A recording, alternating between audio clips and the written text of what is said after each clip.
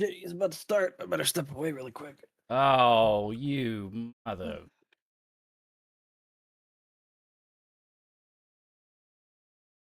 How could you do this to me?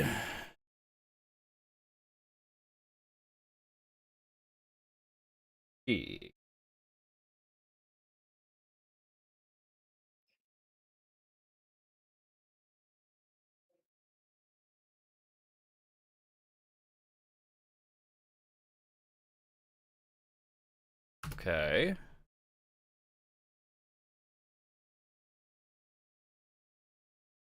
There. There.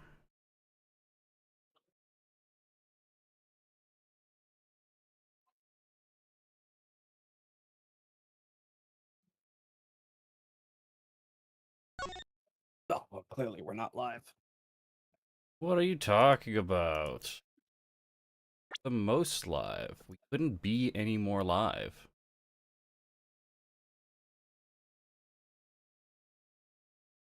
As live as it gets.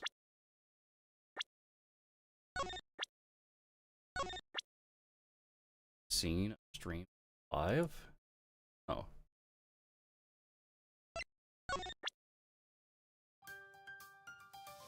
Downloadable content. Downloadable content. Is it downloadable content? Did I know?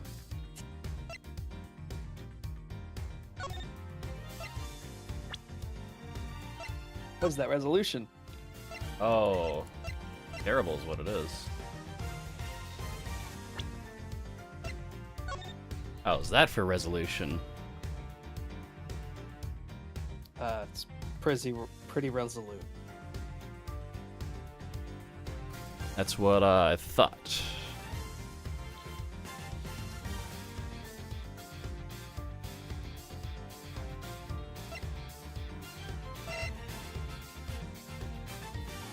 Yep. Art style.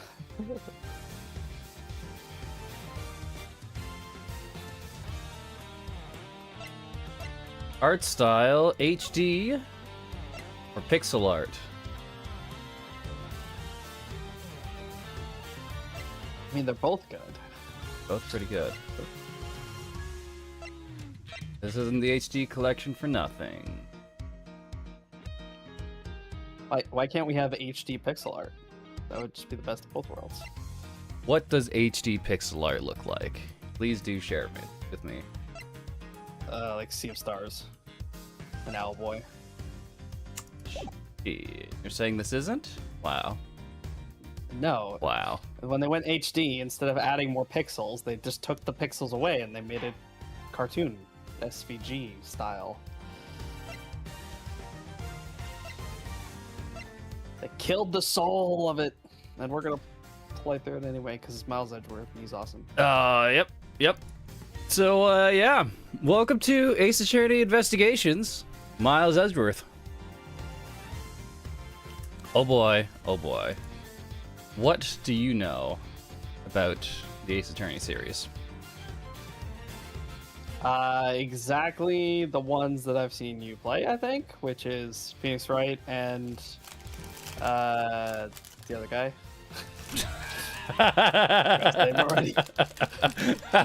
Phoenix Wright and the other guy. So I see you have a thorough knowledge of the Ace Attorney series and all the nuances therein. Yeah, I mean, all of those basically went exactly identically, so I don't think there's much to the formula to change. Oh, you know, another way I could put this, which might be really offensive. What's that? It's just like Aviary Attorney, exactly one for one. You know, they just stole it from Aviary Attorney and the whole concept. Like, it can't. This one's called Investigations, though, so I don't know. Is there a twist? We're gonna find out. We're gonna find out. I have played through all of the original 3 Ace Attorney games. Those are a lot of fun. And I played through Apollo Justice, which is also a very, very good one. Apollo Justice. There we go. I knew it also started with an A. Yeah. But I did not know what else. And much like Bayonetta, there is just an aspect of the Ace Attorney series that you would absolutely not be able to guess just going off of the name and description of the game. Like, oh right, we need to introduce this concept to other people. Probably not seen your chat. Did you do your other? I can't remember if you played them on stream. The other games. Yeah, I did. So Played through all of them on all stream. of them. Okay.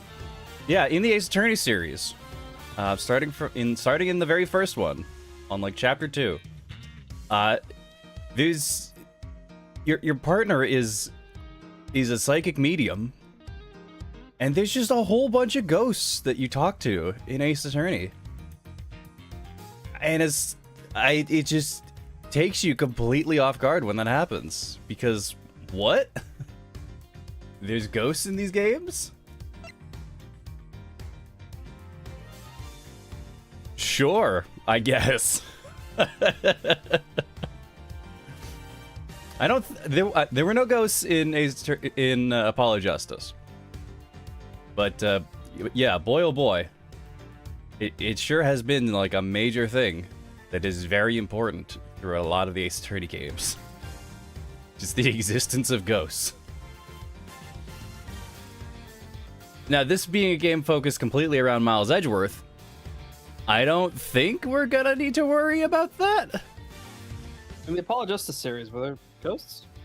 No. Not to my knowledge. You do meet Maya Fey, but I don't think there were any ghosts. Do you meet Maya? No, you don't meet Maya. You meet Phoenix. You don't meet Maya. You got Trudy and Phoenix, and just no Maya.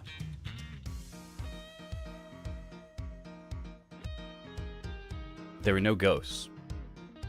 There's like evil, like, hand muscles, but that's about it. Evil hand muscles? I don't remember that. Yeah, that's like that's the main bad guy's tell. Is like when in Apollo Justice, like you've got a ring that tightens when people are lying, and so what we have to do is when you feel the ring tighten, then you have to go and like find someone's tell. And the main bad guy, his tell is that when he's pushing up his glasses and he's lying, he's got like this evil skull that appears in his hand muscles. Right, but no, I mean that kind of the whole thing was magic item shenanigans. I guess. I like how it ended up playing out. Like I like the fact that you had to kind of like look at them closely and see if they're lying, but it's just a hint. It's not like it's also not something that like matters for the court case. No. Like it basically, both games, the shenanigans are things that absolutely would not be acceptable in a court of law. So I guess we're gonna see how Miles Edgeworth absolutely breaks the legal code. Yes, but just to like devil's advocate, the Ace Attorney series uses a different system of law. Where ghosts are real. Like it is an inquisitorial system, not a judicial system. And like the main twist at the end of Apollo Justice is that they're moving to a judicial system. So like before, the existence of ghosts, as long as you convince the judge, like it doesn't really matter. Nothing else matters. But now with a judicial system in the series, I suppose it's a little bit less acceptable, because you're probably not going to convince a full jury about the existence of ghosts. But I don't know if we're going to have to worry about that. We are a prosecutor, and we are investigating. So I don't know how much actual attorneying we're going to be doing. But let's find out, though. That is definitely an interesting part to consider. Ace Attorney Investigations, Miles Edgeworth. Everything old is new for playing the game with HD characters. March 14th, 11:16 a.m. 160. Make sure the defendant is found guilty. What other choice do I have? That's the job of a prosecutor, after all. That may be true, but why? Go this far. What an insane silhouette. Look at it. Sorry, maybe it wasn't clear enough, but guilty verdict is all that matters to me. No matter the cost. Oh shit, that's Miles' coat. Is Miles dead? Oh, Miles' dad is dead.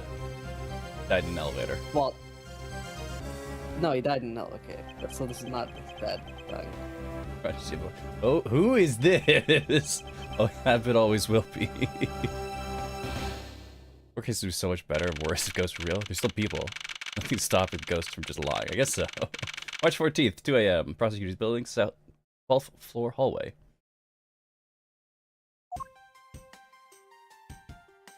Okay, let's establish. Normally, I would be Edgeworth because you would be Phoenix. That would be Phoenix, yes. But now you're gonna be Edgeworth, right? Yes. Yes. Okay. All right. I just want to establish that. Hard to believe that I've been away from my office for a whole month. Hope Detective Gumshoe has been keeping an eye on my office and keeping it clean. Oh, great. Now I gotta do your Gumshoe accent. I hope you know how to do this voice. Door is unlocked. Damn Gumshoe, I'll dock his pay. Detective Gumshoe?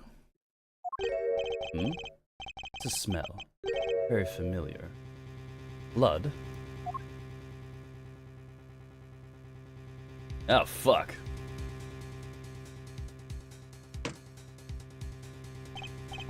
What the hell? What's the meaning of this? There sure is a corpse in our office.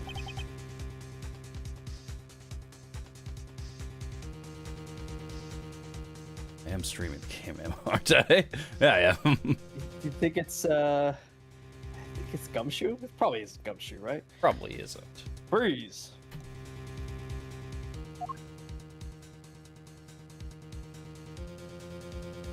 Who the fuck? Oh, we can't tell who it is because you have to turn around. Identify yourself. Huh. Shut up. Got some nerve committing murder in a prosecutor's office. Is that a threat?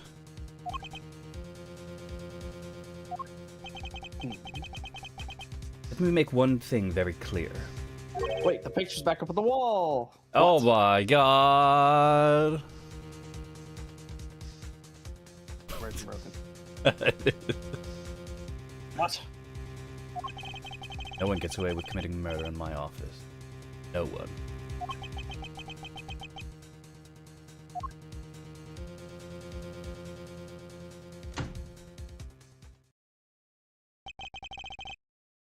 My name is Miles Edgeworth. I work as a prosecutor in my local district.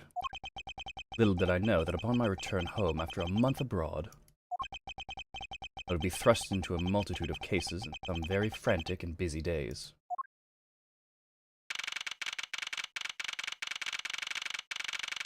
March 14th, 3:56 a.m. High Prosecutor's Office, room 1202. I don't think he's usually allowed to just chill in the investigator space, but okay.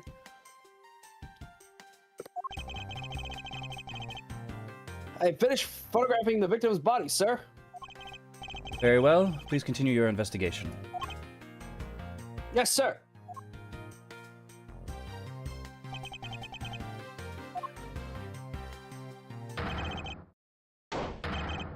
Ah, Mr. Edgeworth, sir. Are you okay, sir? It's a pretty good impression. Keep it down, detective. This is a crime scene. Actually, I was practicing my gumshoe voice when my students were playing Ace Attorney in class. Were you really? That's awesome. Yeah, I was narrating for them while we were on a break.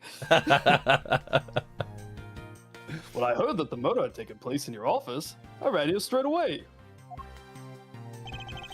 This is Dick Gumshoe. He's a detective with the local precinct, and the one they assigned to handle this murder case for the time being. You're looking a little pale, sir. You alright? You hurt? No, I'm perfectly fine. However, Yeah! Look what they did to your office. It's totally trashed. I'll say, culprits sullied my floor with dirt rather well. No one gets away with tracking mud into my office. One of the many things people can't get away with doing in my office. Whoa! Sounds like you're getting really burned up over this whole thing. This crime was committed in my office, so it's my responsibility to solve it. No one commits crime in my office. I mean, legally, no. Ho ho! It's just like you, Mr. Edgeworth. Okay, time to do some investigating. Agreed. Our first course of action is to gather relevant facts and leads. We must not overlook anything, no matter how small, if we are to find the truth. Or keep any leads or information we'll find etched in the forefront of my mind. Speaking of things that piqued my curiosity... He doesn't have an evidence folder or a briefcase. No, He just in his mind. He just remembers shit. Why, of all places, did the murder occur in my office? Crime scene on my office. Really coincidence that the murder took place in my office? I get the nagging feeling that this is something important to keep in mind. Yeah, I was wondering that myself, sir. I mean, you can't really say it's just a coincidence, can you? No, not really. Especially because of this. The key to your office? For security reasons, this office's door has a lock built into it. What do you mean, sir? If you think about it carefully and use logic, it should become clear to you. Logic? Something that is oh so foreign to Detective Gumshoe in particular. I don't know what you mean, sir. You have to explain like a tutorial.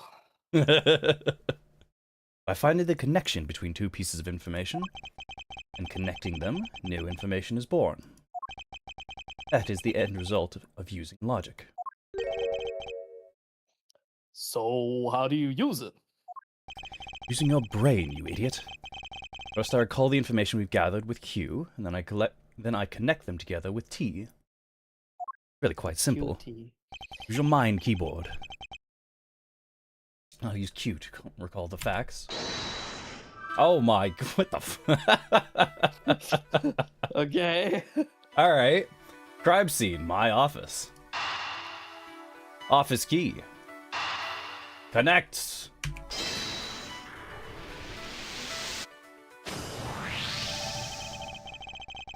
For security reasons. Okay. Go ahead. You're not supposed to, slam puzzle pieces in that way. You're supposed to, lay one on top of the other so it fits into the nice puzzle. Anyway, it's fine. Man, I regret letting you go ahead. For security reasons, all prosecutors' doors are outfitted with locks. Which means it would have been very hard for the murderer and the victim to get in here. Ergo, it's impossible to dismiss the location of this crime as a mere coincidence. Yeah, that's exactly what I was thinking, sir.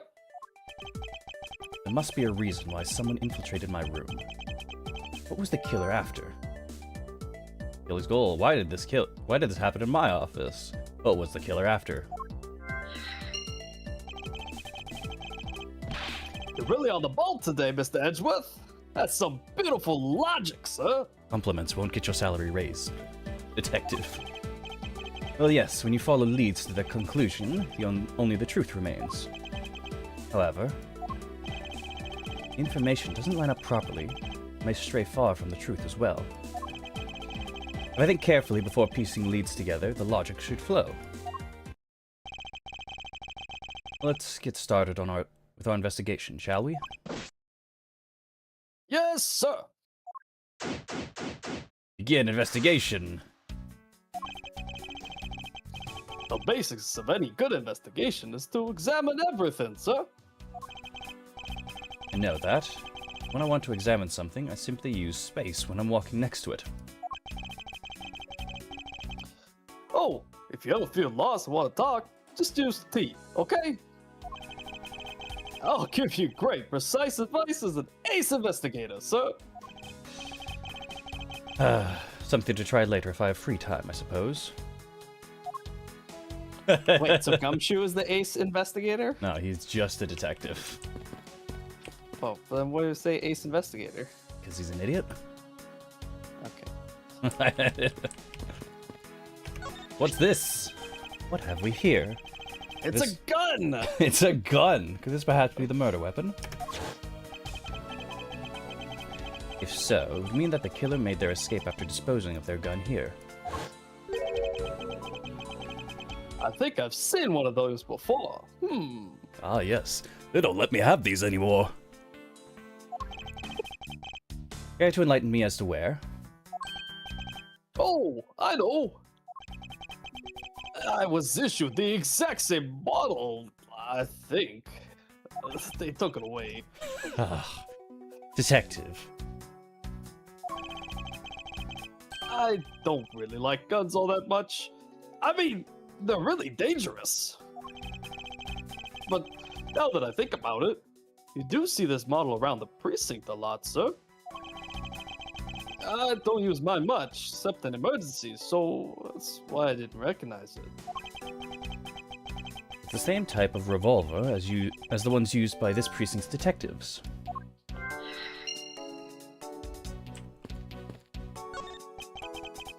Do you have anything to report? Sir, yes, sir. Nothing out of the ordinary right now, sir. Yet there's something out of the ordinary right in front of my eyes. Talk about a contradiction. Something out of the ordinary, huh? Should look around a bit more.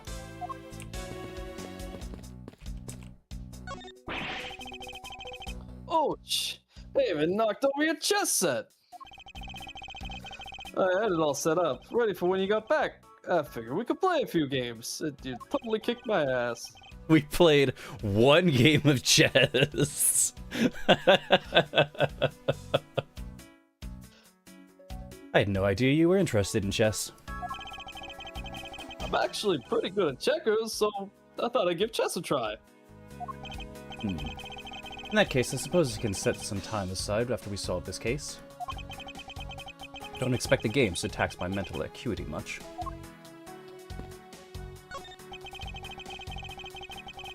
They finished photographing the body, so it should be alright to examine this area. I won't rest until I've inspected every suspicious-looking nook and cranny. What is there's something written on the on the wall behind him? I'm pretty sure that says gum. What do we have here? Hey, I think I've seen one of these before. They don't let me have them anymore. It's a police badge, detective.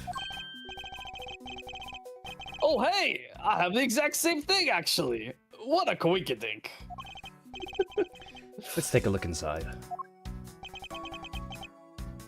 Mr. Buddy Faith. It would appear that our victim was a detective, just like you.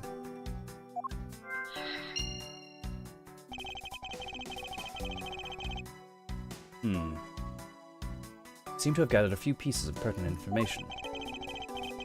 Now to calmly use some logic and figure out if any of them are connected to each other. Let's see here. There's blood all over his lower abdominal area. Looks like the bullet passed clean through his stomach area, sir. In other words, he was shot. Yep, and until the autopsy's done, I don't think we'll know much more than that. Isn't that like the worst place to get shot? You get shot in the gut and you just die very slowly. Yes. Which would justify that he had enough time to write something. Yeah, yeah. Please have the body sent to the morgue once they're done processing the crime scene. Crime scene notes. Bullet went clean through the victim's abdomen. Body was found at around 2:05 a.m. A kidney shot, I don't think is nearly as long. Like, I think he died pretty quickly. Yeah, I think it is survivable, but it's not great. Are you going to be okay with keeping track of the evidence we find, sir? Of course. This is the safest way I know to keep track of it all. All right, if you say so. I keep all the evidence I find either in or with my organizer. When I want to re-examine a piece, I have but to press E to open my organizer. The organizer isn't only for evidence. I keep people's profiles on hand in it too. Probably a good idea to make a habit of checking the facts often. Okay, so the victim is all one big blob. Your files are all over the floor, sir.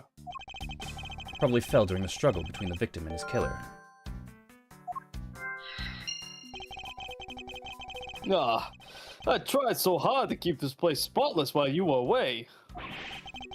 I mean, this just rendered all the time and effort I put in pointless. I don't recall ever asking you to clean my room. Well, I wanted the flowers every day, just like you requested, sir. I just added cleaning to the list as a weekend special.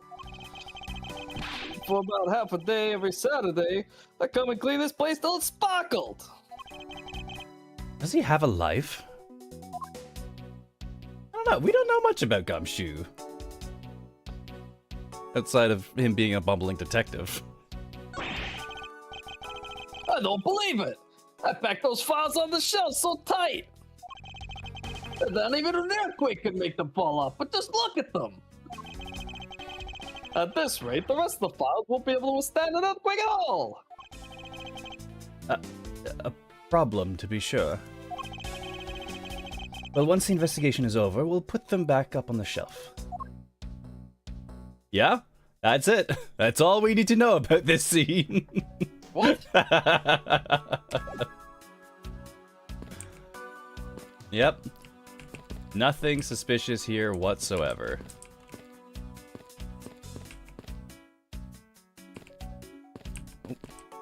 There's a suspicious pop-up. You saw that, right? Oh, it's Yes. clicking. Okay. I think it's just the... It's a click cursor movement. Oh, okay. Oh, what's up for the Tika fragments there, sir? That killer is going to pay this tea set. Yikes! You're really mad over this. It's the worst thing that's happened to me all day, Gumshoe. This tea set is very dear to my heart and can only be bought in England. It costs more than your whole month's paycheck, which is not a lot, all considering. What? I've had my pay cut like 70 times. Now I feel like the killer's wasted one of my monthly paychecks.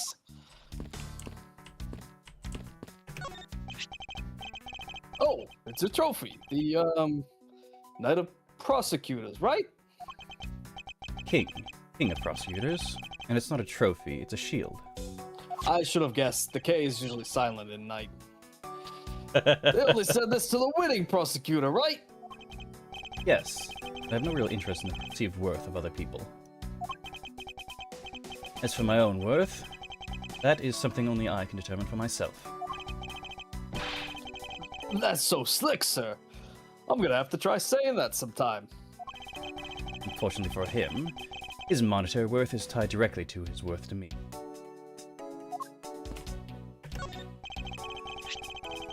Well, it's a good thing my steel samurai doll was spared any harm. Speaking of which, I still haven't actually sat down and watched any of that show. Just like you keep forgetting to do every time we mention Gurren Lagann! Shit! Listen, I don't need to take this from you. What's it about again? Well, I don't know much about it myself, but the hero of the Steel Samurai, warrior of Neo-Old Tokyo, is the Steel Samurai. And his goal is to defeat the evil magistrate. The show geared towards kids. However, its high production values and riveting plot draws in a number of adults as well. Spin-offs like Pink Princess, Warrior of Little Old Tokyo, and The Nickel Samurai, along with Those two will definitely come up later in the story. along with the deluge of merchandise and even a new stage show, give it presence. You sure know a lot. Are you sure you're not some sort of rabid fanboy? Of course not. Anyone that keeps up with society knows at least this much. My conversation lasted longer than expected. Let's return to the investigation.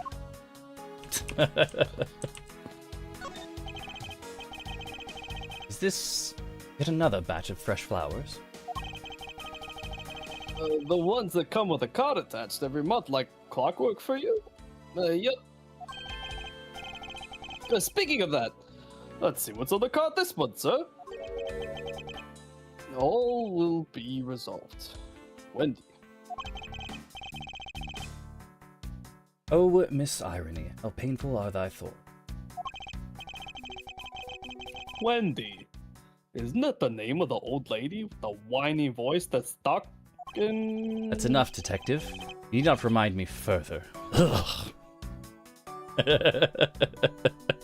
I remember that. That's Wendy Oldbag. Oh, This is Oldbag. He's the old lady security officer from the film studio. And then we got her fired. Okay, so that gives us some context of when this is. Hell of a name. All Ace security names are a hell of a name. Dick Gumshoe? Yes, detective. Detective. Yes.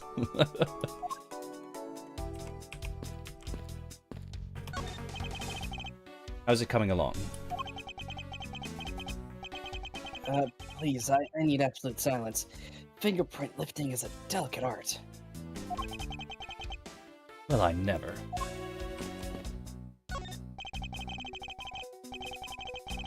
Hope we can solve this case quickly. I'd like to return to relaxing on this sofa.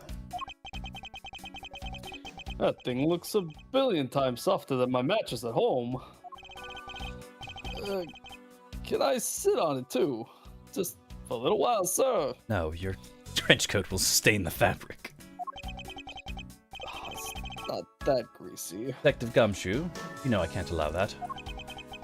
Until this case is solved, neither of us has time to spare, let alone rest. You're right, sir. I'm gonna work hard to be a real trooper to the end. Even once this case is over, I don't think you can afford to take any time off. That is... Been a while since I've sat at this desk. Oh, how I've missed you. So tidy that it looks newer than when I first bought it. Oh, yeah! That thing's so polished it makes mirrors jealous. Don't tell me you had no other work the entire time I was away, detective. My job is to protect your office, sir. And you did such a good job protecting it that a murder occurred in it. That's harsh. That was a bit uncalled for. I have to admit, the desk has never looked better, so I guess I can't dock his pay. This is just like that time where I asked my friend to take care of my snake while I was out of town, but then he forgot to close the tank and let the snake out. Then when I got home, there was no snake in the tank. I had to go looking for it. That really happened? Yeah, on the final day of like him coming to refill the water and stuff, he forgot to close it. So when I got home that night, the door was open, the snake was gone. I had to go find it. Oh no, where was he? He was hiding under my bookshelf desk, like the desk by bookshelf. He's like hiding inside a cardboard box that was. I bought a keyboard recently, and I had the cardboard box still there, and he was just in the cardboard box. Oh. Killer's goal, the victim was a detective, signs of a struggle, revolver.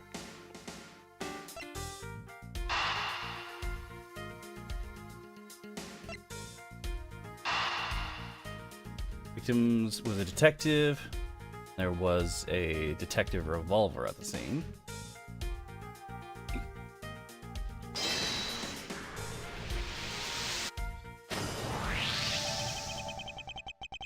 The revolver, the standard model used by detectives, did have belonged to our recently departed. Detective Gumshoe, could you please thoroughly check the victim's body one more time?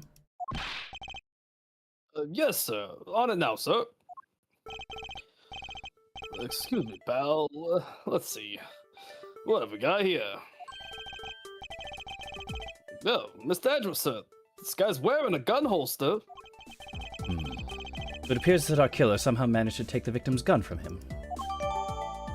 Victim's revolver. We assume that this gun is the murder weapon. It was issued to the victim. Let's see what else we can find out about this revolver. Oh, we're back in the 3D segment. It doesn't have an ocelot on it, does it? No, not this time. As I always say, gotta look really carefully at each piece of evidence. You can use the arrow keys to rotate an object. There's no such thing as a bad angle. Use Q and E to zoom in now. Get the nitty gritty. Horse. Horse. Looks like only one round was fired from this. How is that That's not possible? how bullets work. I mean, it wouldn't look like that, okay. But it would be a because revolvers, they don't auto eject, right? So it would just be a dented pin. Yeah. It wouldn't be a removed primer though. No. Wow, so the killer killed the Vic just one shot after wrestling the gun from him? Sounds like the guy knew how to handle a gun, huh, Mr. Edgeworth? We have no proof for now, but that is a distinct possibility. I guess this is about all we're going to find out. We should send the body to Jim. Jim. Who's Jim? Oh, this is the bad guy. Oh. Why? Oh, why? How could this have happened to a guy like you? You're right. Don't touch me. Leave me alone. Just let me be. Sorry, but I can't do that. The investigation is still ongoing, so please refrain from touching the body. The body. The body? Don't talk about him like he's some lump of flesh. Look at him. Jim looks like he's just turned in for the night. Sure.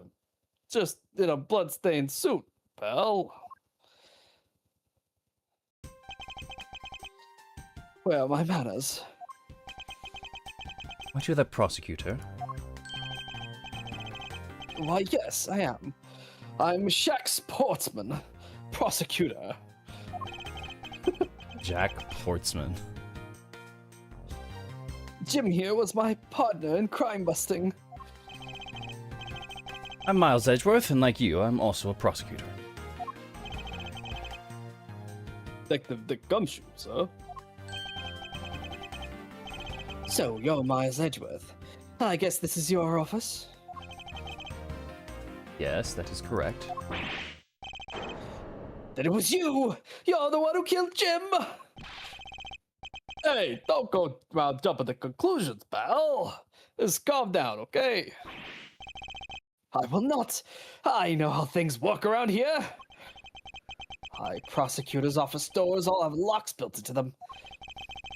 And only the owner of the office has the key to his own office door! That is correct. However, I was not the one who killed your partner. Yeah, Mr. Edgeworth has been overseas on a business trip this whole time, pal. The key to the door was with me the entire time, okay? So the only one who could get in and out of here was me! Gumshoe, Wait. please shut up. That means, I'm not sure what that means, actually. I don't know how to use logic. So it was you then! You're Jim's killer! No way, pal! You've got it all wrong! Everyone calm down. Huh. Mr. Portsman, correct? If you are a real prosecutor, you should know how to stay collected. The investigation has only just begun. Isn't it too early to be drawing conclusions? All right, I get the point. You're right, my mistake. I tend to get a little too hot-headed sometimes. You sure are one cool customer, though, Mr. Edgeworth. Hmm. I've heard all the rumors about you. You're the great genius prosecutor. You're something of a legend, you know. Anyway, let's call it truths and work together, okay? Now, how about a handshake to seal the deal? Pleasure to work with you. You guys were conducting your investigation, right? Sorry for barging in like that. You What? think that handshake has any meaning? It's got to. There's no way it doesn't. He's getting his fingerprints on the glove or something? Gotta be. Carry on then. It's your room after all. Thank you, I intend to. I just want a little more time to say goodbye to Jim. You there? Sir?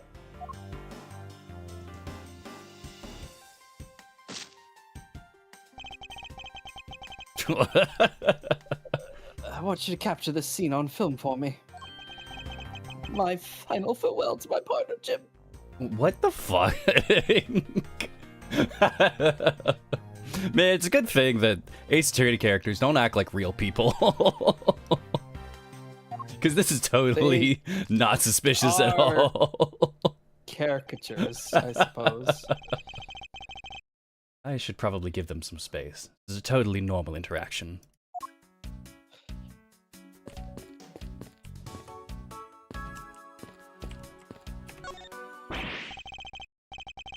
Ah, your jacket, sir.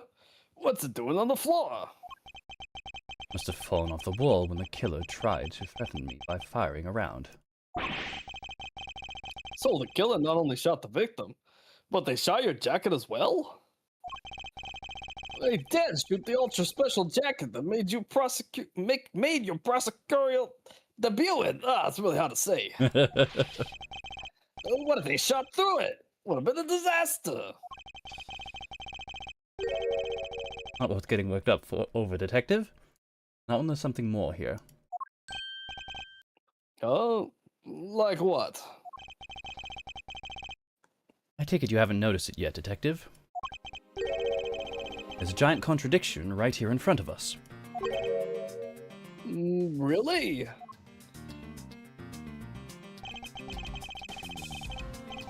Did I say contradiction? He must have rubbed off on me, starting to sound like him. Ugh. But I have my own methods, and I will conduct this investigation my way.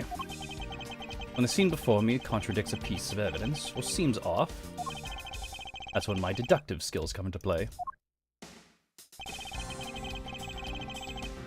First, I have to find the spot that holds the contradiction. There. This is it. This bullet hole is where the contradiction lies. When I spot something that's off, I should point my cursor at it and press T with conviction. Fiction. And when I have found sufficient proof to prove the contradiction, I present it. This is how I do things. Prosecutor's badge. Proof of my profession. However, I prefer to keep it in my pocket. Badge's design is said to reflect the relentlessness and discipline of law enforcement.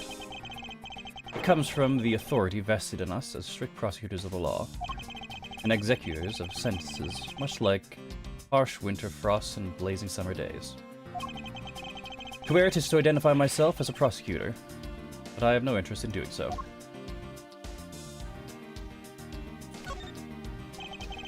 Each prosecutor's badge is engraved with the number of its owner on the back. Numbers. As if we're not human on the inside like everyone else. What? Sure. Whatever. Present. Gun. Eureka! Eureka. That's great. That's funny. This bullet hole is the contradiction. What do you mean, sir? It's elementary. 2 shots were fired in this room. The first felled the victim, and the second felled this frame. Yeah, that's right. However, this gun was only fired once. Hey, well, that's true too. Which means that one of these 2 bullets was fired from a different gun. Did the killer have another gun prepared for tonight? By the way, I noticed something, sir. Yes. What's that thing sticking out from behind the frame? None of your business. Stop looking at that. Oh, Ah, that. It's a secret safe. secret safe? Oh, spill money. Like my paycheck that you owe me still. I'll spare us the trouble and just say it. Nothing like what you're imagining is inside. Besides, even if it was your paycheck, I can't exactly put negative money in a safe. Yeah. Now, if you could kindly remove this frame out of the way. Roger that.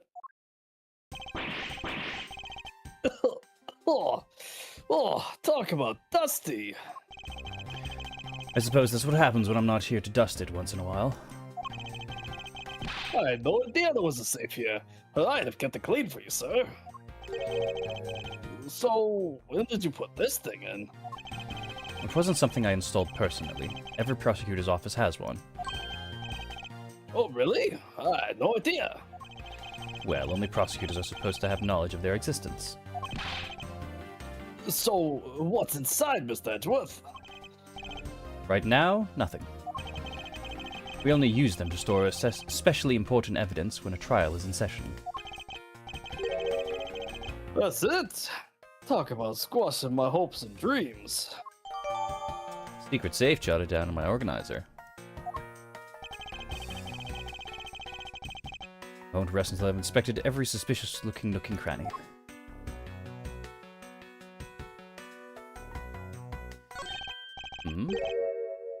Now, this is odd. You found something, sir? This keypad. Don't you find it to be a bit too clean? Yeah, there's a thick layer of dust all around it, and not on the keypad itself. You there, forensic scientist? Yes, sir. Quit mucking around with that nobody and get over here. Could you please dust this area for fingerprints? You got it, sir. Couldn't find, let alone lift, a single print. Looks like it was wiped down well. It's safe updated in my organizer. As I thought. It appears that logic is the only way around this setback. Time to rationally and calmly connect the dots with information we have.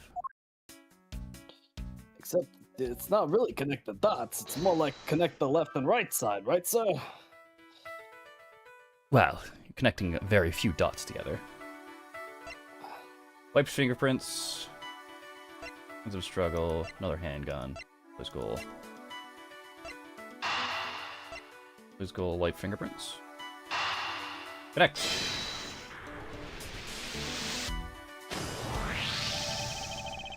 I believe I've figured out what the murderer was after. Well, what was it, sir? The fact that this safe was wiped clean of fingerprints suggests that the criminal had at least attempted to open my safe, making the culprit's motive for breaking and entering theft, I believe. Motive theft? I wonder if knowing that the motive behind this break-in was theft changes what the other pieces of information can tell me about this crime.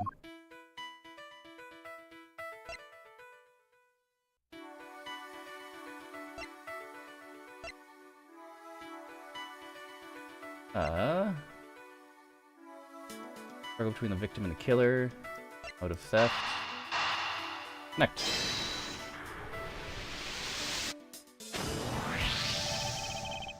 There's a possibility that the files splayed on the floor are not the results of a struggle between the victim and his killer. Oh, you mean like it could be from when the killer tried to find something, sir? Precisely. We need to figure out if any of the files have been stolen. Yes, sir. You're gonna shelve files like you've never seen before, even at a library. Sure, let's give that a try. Back to all the good ones. Always die young. Surely, you must ponder that every once in a while, Mr. Edgeworth. Not particularly. Now get out of my way. No matter how much we lament, the dead will not come back to life. All we can do is search for the truth. And what are we supposed to do? How do we go about finding the truth? First, we calmly restore the files to their rightful place. You got it. Here, let me help. No, please get out of the way. So this file goes here, that book goes there. Wait, what do you mean W comes before Y?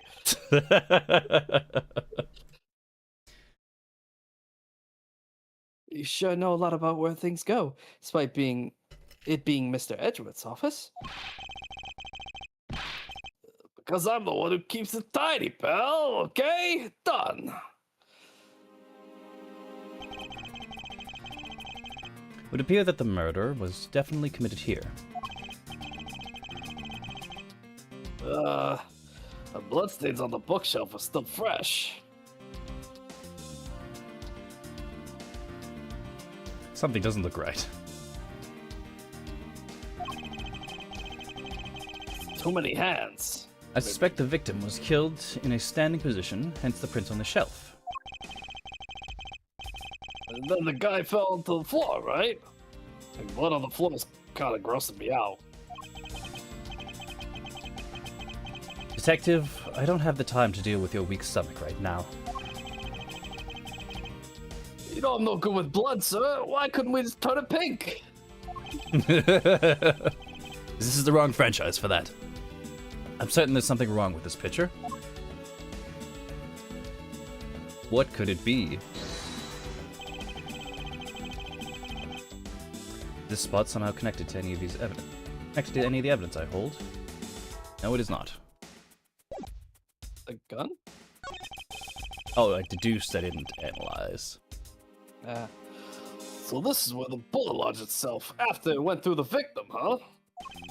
The bullet to be lodged so squarely in a file's spine indicates that the files were ransacked after the shooting had occurred.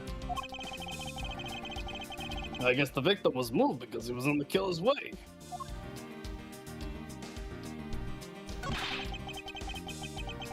I put them all back, just as they should be, sir. Doesn't look like anything's missing. Though it does look like the killer moved the body to flip through my shelves.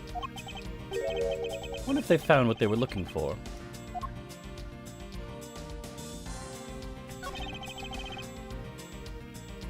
The victim's handprints. He must have tried to support himself with his hands here after being shot. The prints on the floor, too. Those must have been made when, unable to stay standing, he dropped to the floor. Ah.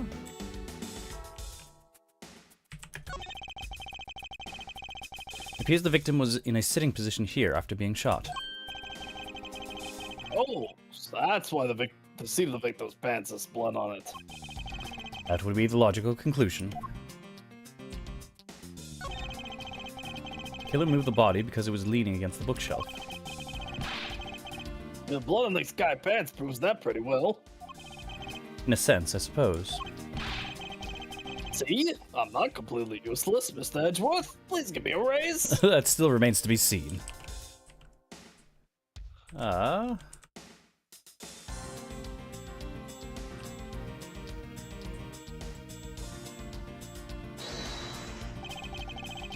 Some of affects any evidence I hold?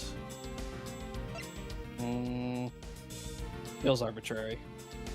The bullet went clean through the victim's abdomen, so it must have lodged itself into the shelf. There's clearly a contradiction here with this bullet hole. Because he said he was shot while he was standing. And Yeah. then the bullet's in the bottom shelf. Somehow. Oh, what do you mean, sir? You don't see? Quite simply, the bullet hole itself is too low. If the victim was shot in the stomach, the hole should be much higher up. What if the guy was shot while he was sitting or lying down, sir?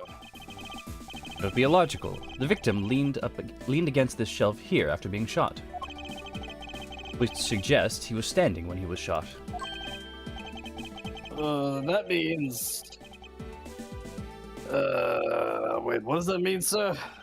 It means you need to use your brain every once in a while instead of mine, Detective. Oh.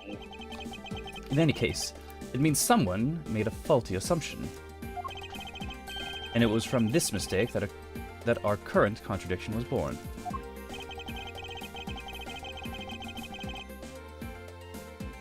What was a faulty assumption that caused this problem with the bullet hole's position? The order of the files. I believe the order of the files is a bit off. Mean I put them back in the wrong order just now? Yeah, actually. Like the labels on the files are wrong. Sir. Oh? Yeah, oh, you should see. Oh, it comes before 2 and 1. The files are being shot again with the number 0. Well, it's doing it all the way down there after 1, 2, and 3. That's really weird. Actually, where they are organized now is the correct order. They are exactly as I see them in my mind's eye. The numbers are all out of order. Those white binders are special, so they are arranged a little differently. But from this, we know that the files were not in this order when the crime occurred. Ah, that's it. I believe the killer made the same incorrect assumption as you just did, Detective. Let's rearrange the files in numerical order and see what we find out. I think it'd be okay to prop the body back up to see how it was before it was moved. They finished processing the crime scene, so I don't see why it wouldn't be. If you please, Detective Gumshoe, I don't want to get my hands dirty. Oh boy. Blood's really hard to get out of a suit. As I suspected, the bullet hole is now where it should be, where it should logically be. The killer went through my files first before shooting Mr. Faith. And then put the files back in numerical order, I guess. Exactly. and then proceeded to shoot the victim. But why would someone kill a man and then look through your files one more time? Puzzling indeed. The files were thrown into disarray twice, once before and once after the crime. But why?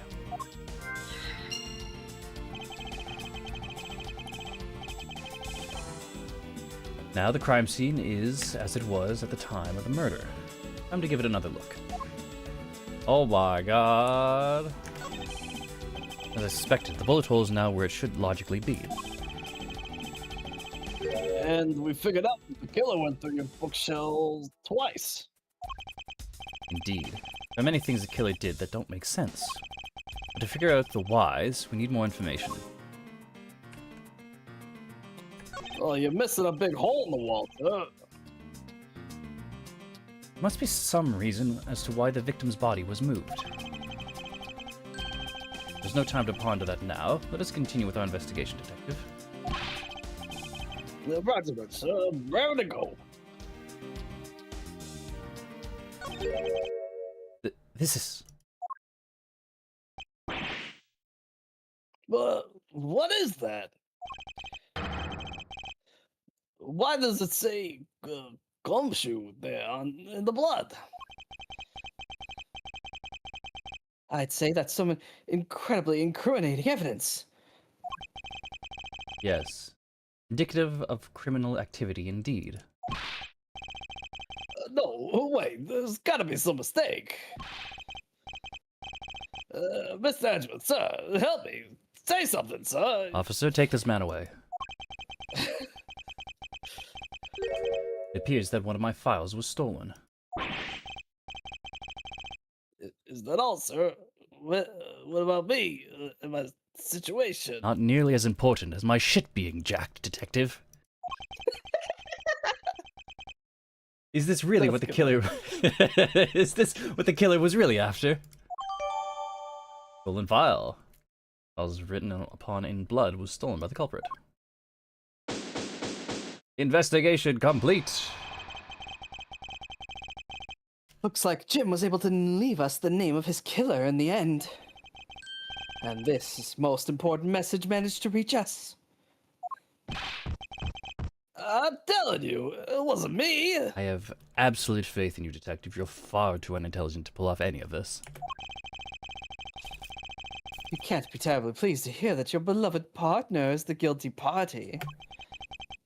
You're going to accuse Detective Gumshoe of being the culprit. I sincerely hope you have some proof to back it up. Jim's words, they are more than enough, wouldn't you say? If that's how you want to play it, then at least allow me to understand your reasoning. You got it. I don't like this one bit. There's something strange about this man's attitude. And there must be some sort of flaw in his logic waiting for me to dig out. Mr. Edgewood, what are you gonna do? Relax, Detective. I'm sure you'll be fine. What I always do in court, I'm going to cross-examine him. One way or another, I'll expose the flaw in his logic with this technique. Oh, how do you do that? Can you explain it to me, sir? I still haven't learned how Phoenix Wright was able to talk to the deceased. That's very weird. Might as well. Alright. First, I listen to the witness's testimony. If I find a flaw in the testimony, something that contradicts the evidence, I open my organizer with E and present the piece of contradictory evidence. To present something, I simply use T. But that's old news. Well, it's not like there's gonna be a flaw in the testimony every time, right? Correct, and at those times, I need to press the witness with Q. Sometimes by pressing, I can draw out new information and new or modified testimony. I think I get it, sir. I'll be sure to try this technique out during investigations, too. Very well, I look forward to the sequel. I'll even show you how it's done. Now watch carefully. Ace Attorney, Gumshoe Investigations. Rated E for everyone. Detective Gumshoe, you stole Jim's gun from him and shot him dead. Furthermore, you messed up the files to make it look like you had committed theft instead. That's when you moved Jim's body that was sitting in front of the bookshelf. But thanks to that, you didn't notice the bloody letters his body was hiding. And it will be his final words that you will be brought to justice. By his final words. You intend to argue that the victim's dying message points to his killer? I can hear Jim's voice, and he's calling for his killer's arrest. You sure you're not mishearing his words, Mr. Portsman? No way Detective Gumshoe is the culprit here. I will find the flaw in this man's logic. Expose it with credible evidence. Mr. Portsman's logic. Gumshoe stole a gun from him, shot him dead. Yep. Files to make it look like you committed theft instead. Moved Jim's body was sitting in front of the bookshelf. That you didn't need to notice the bloody letters he was hiding. Hold it! Why do you think the killer didn't notice the bloody letters? Body was covering it quite well, wouldn't you say? That's how he missed it. But judging by what I've seen, it doesn't take much for a detective to miss something. That's besides the point. Who do you think you are? You know nothing about me, pal! No, he's actually clocked you quite well, Detective. There's a lot a person can understand about another from first impressions alone. Can't say I disagree with him on that point. Damn! Why don't you say something, sir? Ah, not you too, Mr. Edgeworth. Despite his lack of attention to detail, I don't believe the detective to be the culprit. Nobody could have overlooked the bloody letters. I can prove it with evidence. Couldn't ask for a better setup. For the game-finishing spike.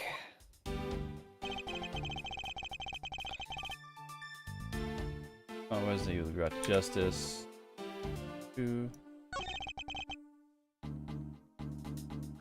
Most bloody letters. Present.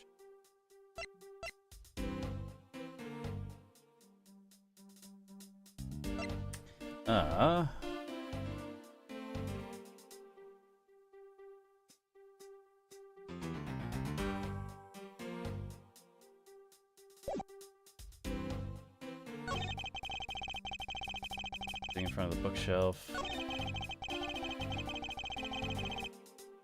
Messed up the files to make it look like you had committed theft instead.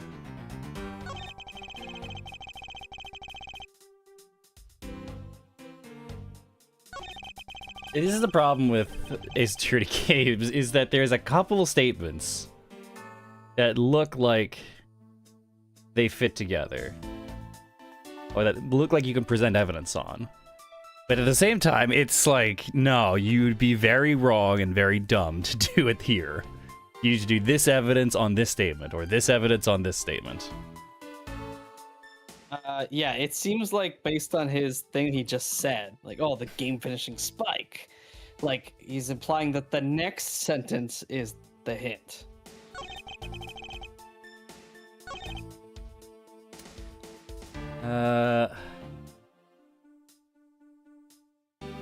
Because this was No, the I one in think which that's you I think that's how it pressed. always goes. When you present something, then they lead into the next statement, as if they are redoing their testimony again.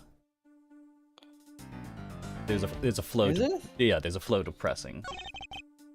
If I press here. Hold it! You really think it was necessary to dishevel my shelves twice to do that? That's true. Okay, maybe his real intent was theft. Hey, are you accusing me of stealing something from Mr. Edgeworth? It's a possibility. Maybe your salary's been cut so much that life's getting a little too rough to handle. I'll have you know that I eat 3 square meals every day, pal. Okay, so all three of them happen to be instant noodles, but and they're square because I can't afford the hot water to soften them up. Poor thing, what an evil prosecutor you were paired up with, and what a motive, no?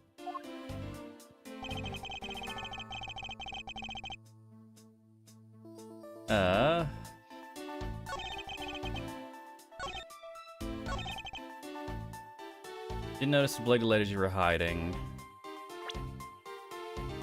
And the body was hiding. The files was written. If it was, if there was a stolen file, how did he miss Gumshoe being written where it was stolen from? Yeah, because how would he write on the gap? He wouldn't write on the gap, right? Yeah. Well, it's written Gumshoe. The S is missing. We had to have written it before the file was stolen, then the file was stolen and the body was moved. But how would he not have noticed it after he stole the file? Objection! Is it the dark? Perhaps you're not aware, Mr. Portsman, but there is a serious flaw in your logic. Bringing a bit of the courtroom into this, I see. No problem. I'm game. I can't help but find it odd. Excuse me. Odd that a fellow prosecutor would be brought down by the power of his own office. What are you talking about? Oh, you're joking? I get it. Ha ha ha. If you have the time to laugh, then you have the time to take another closer look at this. You still not see? If not, may I direct your attention to the missing file? What? That's impossible. What's impossible, Mr. Portsman? Nothing? The files on that shelf are all about a certain case. When the killer went to take the file after murdering your partner, I highly doubt they could have missed the bloody letters written on the spines. Objection! It's possible they could have taken the file before committing the murder. I think it's pretty obvious that the file was stolen after it was written on. The missing letters and the detective's name, where this file should be, is proof. Yeah, I mean, the S is gone. But there's only half of an H. If Detective Gumshoe really was the culprit of this case, I highly doubt even he could overlook his own name written in blood on the files. Especially as a detective who can't stand the sight of blood. Ah! Which means, what exactly? What does that make this dying message? Makes it the work of a criminal intent on tampering with the crime scene. That's so low! Can't believe the criminal tried to pin this whole thing on me, sir! I'm gonna get him, sir! You'll see!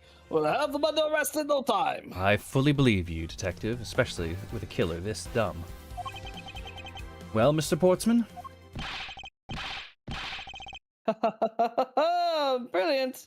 Absolutely splendid. Logic deserving of an Olympic medal. I appreciate the praise, but it doesn't change the fact that your reasoning is flawed. You win some, you lose some. That's how life goes. I'm glad everyone's so cheery, even though I feel more dead than alive. But do you know, it really is a shame. I really didn't want to have to bring this up. However... Ugh, what is it this time? Are you still after me, pal? Humor me for a second. Who has the key to this office? That would be me. But Miss Edwards just proved I'm missing, pal.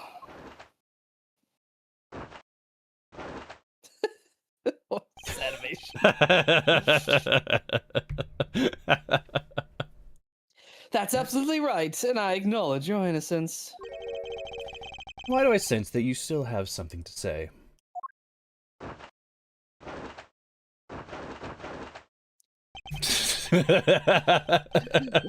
Man, Well, I was thinking. I love these games. Did you know there is one other person with a key to this office? One other person. Hey, you there. Yes, sir. What is it, sir? Could you kindly fetch and escort that lovely young lady here for me? Lady? The girl is a member of this building's security. I think of her as a material witness. Are we really... security? Did you say security? No, stop it, pal. Don't! You can't call that person a girl! What's wrong with him all of a sudden? It's Maggie! Oh, okay, never mind. I believe she has no need for introductions. I have called upon Miss Maggie Baird, a member of security. This is like the third time she's been framed.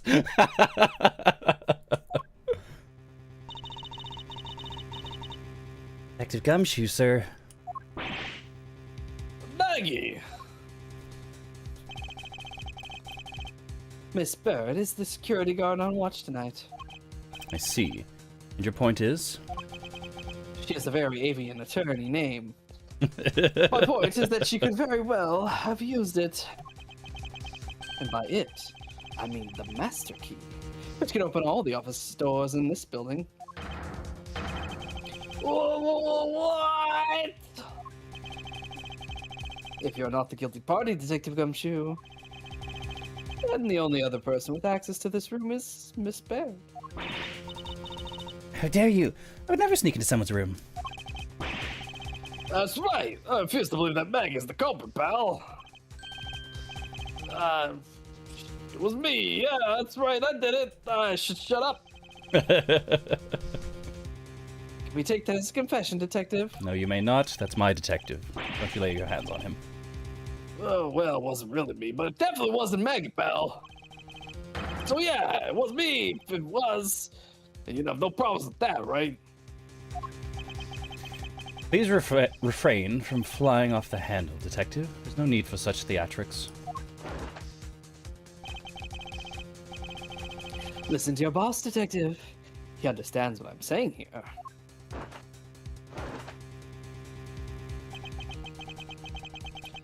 That girl's the only one who could have committed the crime. And for one simple reason. Reason for suspicion? It's pretty obvious that Miss Baird snuck into your room using the master key. I mean, if Detective Gumshoe isn't the one who opened the door, then that leaves only Miss Baird as our prime suspect. On top of which, she knows our good detective, doesn't she? Making it all the more probable that she was the one who faked the dying message.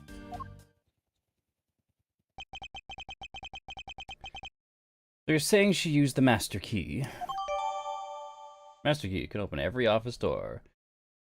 Its use is controlled by security staff. Incredibly incriminating evidence, wouldn't you say? That's what you claimed about the evidence earlier as well. That was then. This is now. The flow of a good match always changes during a rally. It's all about your reflexes and reaction time, especially for an athlete like me. I wonder if there was anyone else other than Miss Bird who could have used the master key. Seems the only way to get Mr. Portsman to give me more details is to press him. Is everyone in this game so eager to be involved in a crime?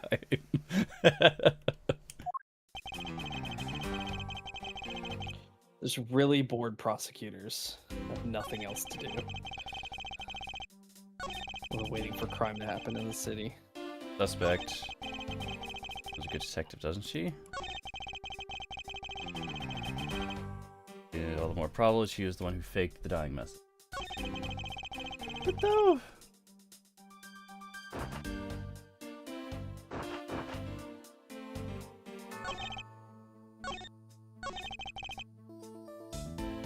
Hold it! Are you sure Miss Bird is the only member of security who could have used the master key? There's only one person on staff at this time of night, and tonight, she's it. Isn't that right, Miss Baird? That's, true, but... I wasn't able to use the master key at the time of the crime, sir. Wasn't able to? What's that supposed to mean? Yes, moving on. I hate to get sidetracked by something unrelated. What do you mean unrelated? I want to hear what she has to say, pal. You can't really trust her not to tell lies. Plus, I hate wasting time. Did I hear Miss Bird out? Yeah. It seems super important. Why wasn't she able to use the master key? Ask for more details. Not so fast. I too am interested in hearing what Miss Bird has to say. Didn't I just say it'd be a waste of time? We don't need to hear lies. I'll be the judge of that. Miss Bird, if you please. I discovered that the master key was missing at around 1 AM, sir. What do you mean by missing? As in, it wasn't anywhere in the security booth, sir. The killer must have stolen it. She left it by an open window? Listen, her incompetence is a matter for later. Those are separate charges. In this game are caused by incompetence. Mr. Portsman, I believe this to be an important piece of testimony, don't you? I can't believe that someone like you will be taken in by such words. I'm not lying, sir. Objection! If that's the case, then I'd like to know why you have the master key now. I don't quite know. It just reappeared all of a sudden, sir. A likely story. Where's your proof that the key was stolen to begin with? I bet you just forgot where you put it and then found it again. I never lose things. I can practically guarantee that. With me, if something disappears, it's usually because someone stole it. Yeah, pal, trust me. You don't want to test just how bad her luck is. Like you said, you've been accused of it 3 times now. Unfortunately, I can't deem this piece of testimony as conclusive. Glad you agree, Mr. Edgeworth. Oh, but still haven't established Megan's motive for breaking into Mr. Edgeworth's office. Her motive? Didn't we already establish that it was theft? I mean, the culprit clearly went through the bookshelves. I'd at least tried the safe. Tis as Mr. Portsman says, Detective. Can't ignore the fact that all the evidence points towards a motive of theft. But I'm done taking blows. It's time to counterattack with a few facts of my own.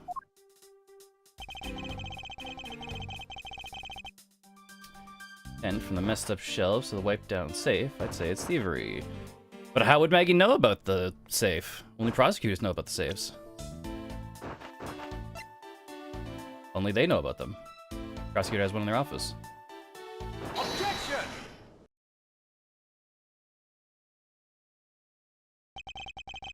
You wish to continue insisting that Miss Bird was set on stealing something? Why not? It's the truth, after all. It was also by your logic that we came to the whole thievery conclusion anyway. That may be. But you must also be aware of the fact that the safe is a secret safe. The existence of which is only privy to prosecutors. Ugh. I find it a little hard to believe that a hidden safe was a part of her cunning plan. Oh, but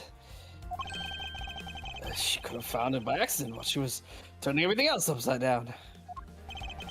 I highly doubt that. I'd say the culprit knew exactly what they were looking for. After all, only the bookshelf and the safe were targeted. Wow. Yeah, even I didn't know about that safe, pal. And that means there's no way Maggie could have known about it either. Gumshoe, you don't know about a lot of things. Let's not jump to conclusions. Then are you proposing that the killer is a prosecutor? Interesting conclusion. It's definitely looking more and more probable. What's wrong, prosecutor? You have a different suspect in mind now? I... Curses. Why? What made you... what's with the angry face all of a sudden? It's all my fault. What do you mean? It's Jim. He knew about the existence of the secret safes. What did you just say? We were partners, like inseparable conjoined twins. That's why I told him I filled him in on the secret safes. That means... Yeah, I know. I'd only just told him too. Obviously it was wrong of me to tell him. I still can't quite believe it, but the thief who broke into your room was probably Jim. Now he's claiming that the victim was the thief. And you were simply trying to stop him, weren't you? Miss Maggie Baird. Excuse me? I mean, you are a security guard, right? That's your job. But killing is going a bit too far, even in your risky profession. What the? You're still accusing Maggie of murder? Yes and no. I mean, she had stumbled upon Jim, who'd probably drawn his gun. I get it. It was self-defense, wasn't it? No, I couldn't... I could never do something like that. Not even as a security guard, sir. You're a pretty shit security guard then, Maggie. I mean, modern security guards aren't actually responsible for arresting or stopping culprits. Like, a security guard is allowed to let a crime happen in front of them. Their only responsibility is to inform the official officers or whatever. Wow. Like, a security guard's not allowed to, like, tackle a thief, for example, who's trying to get out of the store with stuff, right? Let alone draw a gun and shoot them. Wow. Anyway. Far Plus, less respect for even security if guards he was now. the thief, he wouldn't have a key to this office. Which is precisely why he had to steal it, wouldn't you say? It was Jim who stole the master key. Huh? Pretty impossible for a supposedly stolen key to be with us. Unless you retrieved it from Jim after you killed him. Mr. Portsman, are you honestly accusing your own partner of being a thief? I don't want to admit it, but it's the only way for everything else to make sense. Has he no honor? Now then, I think we're done here. The investigation waits for no man. Would you people be so kind as to see yourselves out? Well, you can't kick us out. This is Mr. Edgewood's office. But I'm the one who's been assigned to this case. You're all suspects to varying degrees, and therefore ineligible to run this show. Listen, pal, how many times do I have to say this? Maggie can't be the culprit. We were in the closet fucking the whole time. You can't have killed this man. Detective Gumshoe, calm yourself. But, sir, we were... You have no choice but to accommodate his request, for now. Thank you, Mr. Edgeworth. At least one of you understands. Now then, if you could remove yourselves from my crime scene, I'd be most grateful. Mark my words, Mr. Portsman. We will meet again. If that's a formal request from the legendary prosecutor himself, then I suppose so. Now, don't disappoint me, you hear? Just ask the dead guy who nailed him. That's my to bring out his super titty alter ego. You know, it would be a lot simpler, but we can't go asking for for our boyfriend's girlfriend to come help us. Heard about visitor. Back. March 14th. That was 2 hours we were in there. Boy. Oh. Well, almost was. Almost was, yeah. Prosecutor's building, 12th floor hallway, March 14th, 4 a.m. What is with that prosecutor? I can't believe how rude he was. It was unbelievable. Jellycard, can't just say that. It's too funny. I've been scarred Please about this whole thing, and now I've got other people talking about it, too. Please maintain your professionalism, detective. Where's our basketball in the hall? I'm gonna find some real solid evidence proving Maggie's innocence. You'll see, sir. We've been kicked out of the crime scene, sir. True. So then, what now? Looks like my life's fallen into yet another gigantic ditch. Not despair, Miss Bird. We can overcome this as well. There are many other places and things we should be looking into anyways. Oh, really, sir? For some reason, the delivery of Edgeworth's line there made me think of Victor Saltzpyre. Do not despair, Miss Bird. You know, now that you give it the accent. For example, this hallway. The linchpin of his argument against Miss Bird is related to the master key. In that case, this hallway is the perfect place to look for more information regarding the mystery surrounding my door. Begin investigation. Hallway investigation time. Oh, but what the fuck are you doing here? Is that the next door prosecutor? Is our office next to the office of Winston Payne? I cannot believe that. I refuse to accept it. Looks like you're in quite the pitch, Mr. Edgeworth. To be sure, murder within the walls of the prosecutor's office is no trifling matter. We must find, apprehend, and punch the killer accordingly, post-haste. It sounds like a messy case you've got on your hands. If you ever feel lost or need some advice, my door is always open. Oh, gracious. I will keep your offer in mind and never actually act upon it. Don't tell me when you don't come complaining to me when 4 days into the case you realize that I will take 3 days to investigate something for you and you only have 1 day remaining. If ever Winston Payne is a linchpin in one of these cases, I will fucking lose it. Who is this guy again? He doesn't even remember his name. He doesn't have it. It's just prosecutor. It's just prosecutor. It's so funny. Is everything all right? Yes, sir. If you must know, I weighed myself this morning. I'm finally 154 pounds. Congratulations. But I was asking about this hallway and this room. Oh, everything's okay, sir. Word of advice, stay focused, or you may start to lose even more weight.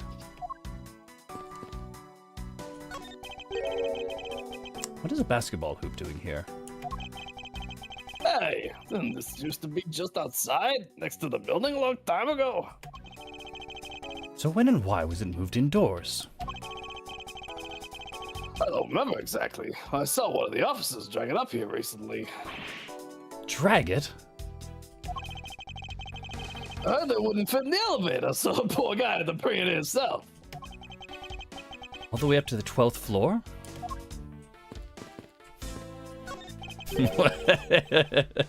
What is a basketball doing here? That's Mr. Portsman's prized possession, sir. A lot of P's in that sentence. I heard he also plays soccer, dodgeball, and even tennis.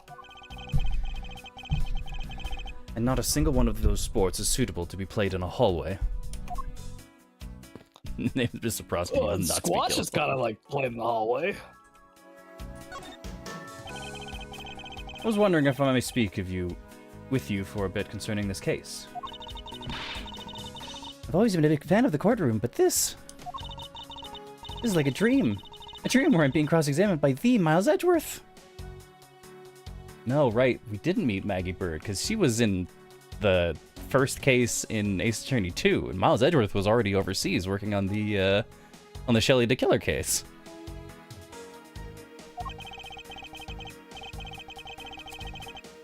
And let this chance pass me by, I must remember to ask her about the Master Key.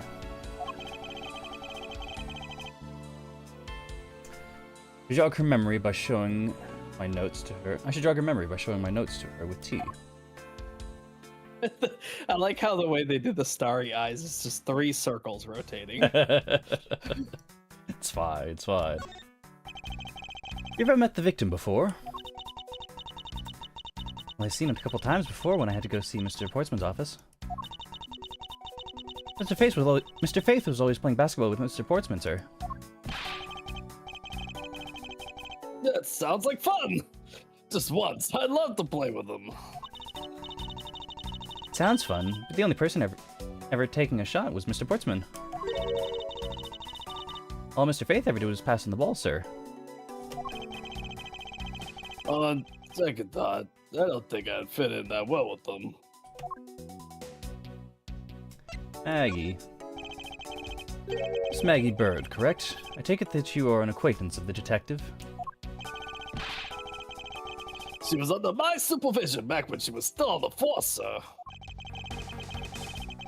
One day, she got caught up in a murder. Things started going downhill, so she quit. I was there. She was on the force. Ah, that's why. Okay, I couldn't remember why her sprite looked so different. Yeah, well, yeah. Like, how did we see her before? Yeah, she was an officer in Ace Attorney 2, in like the very first one.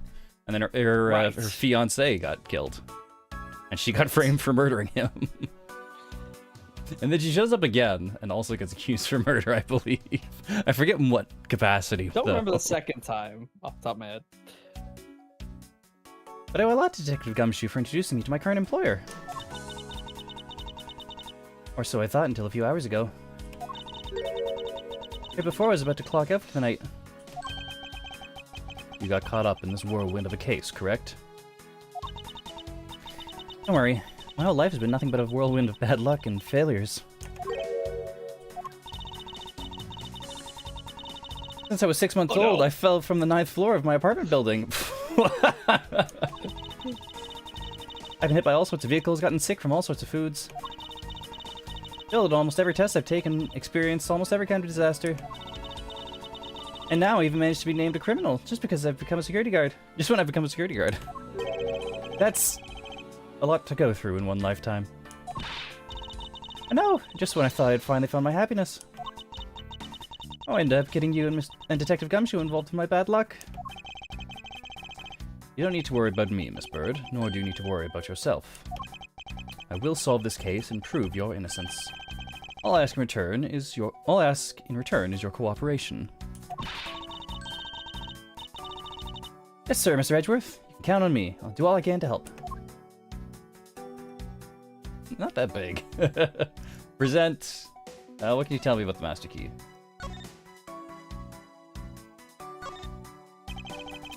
Master Key to every office in the building. Yep. Glad I could examine that. So when did you discover that the Master Key was missing?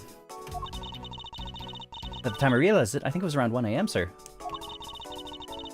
I noticed it back around 2:30. Noticed it was back around 2:30 a.m. We were just sitting there on the ledge where the security room's reception window is. But I'm sure that between those 2 times, it was not just gone, but stolen, sir. Why is such an important key stored in such an insecure place? It's not like that, sir. Where does this take place? Jip America. It's a fusion somewhere, I think on the West Coast, where Japan had way more influence on the culture of the states in this timeline. People can still be overseas by being overseas. Yeah. Which is crucial to the plot in some cases. Yeah. We always keep the key further inside the room, away from the window. Jap America. I knew the government was hiding Jap America. Always, you say? Except for this time, correct? Well, I admit that it was a bit careless, but I had my reasons. I left it up because I was sort of using it at the time. It was after I'd used it that I left it sitting out on the ledge. To use the master key. Oh ho!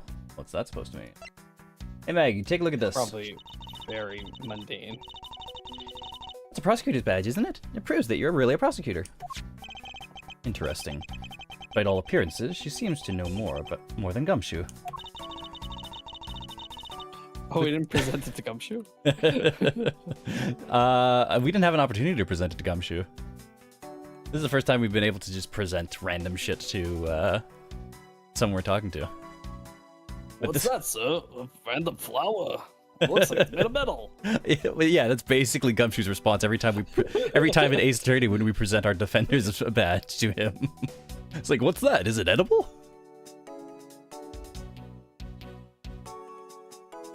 With that badge, even I could be a professional prosecutor. Sir, may I please try that on? Just for a little bit. I don't think that would be a very good idea, do you? I guess not. On second thought, you're actually on the same level. You use the master key? What the fuck? What did you mean by you use the master key? Give her the gun.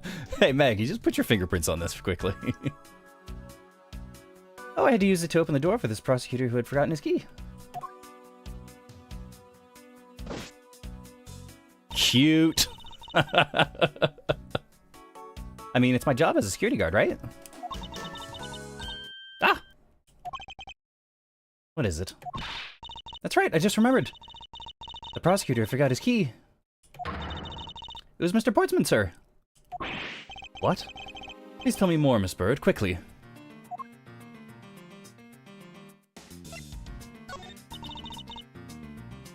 We need someone's prints. She's already there. It was around 12 a.m. Mr. Portsman had forgotten his office keys, so we came down to security, sir. And that's when you loaned the master key to him. No way! It's against regulations to loan the master key out to anyone. Very important info you've been holding on to. I walked with Mr. Portsman to his office and opened the door for him personally, sir. I see.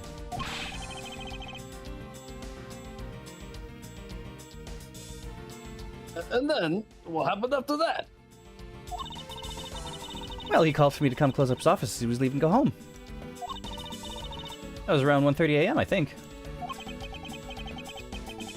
So in summary, for the sake of one forgetful prosecutor, you used the master key twice tonight.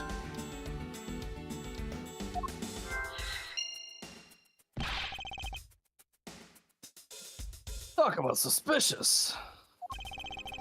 I doubt you can say that. I doubt you can say that you've never left your keys at home, Detective. I think this calls for a thorough examination of Mr. Portsman's store. Also, spotted this. I won't rest until I've inspected every suspicious-looking nook and cranny. A well-crafted, high-quality sofa for visitors. Stitching is excellent. Talk about a luxury waiting area. These babies are also great for napping, you know? You would sleep even out here, Detective? In a hallway? Whenever I do, I always wind up dreaming about giving testimony up on the stand. It always ends up the same way. Me getting trounced by a lawyer. Isn't that awful? I mean, it's not exactly not based on reality. Maybe I should give it a try sometime. I would envision myself winning, naturally.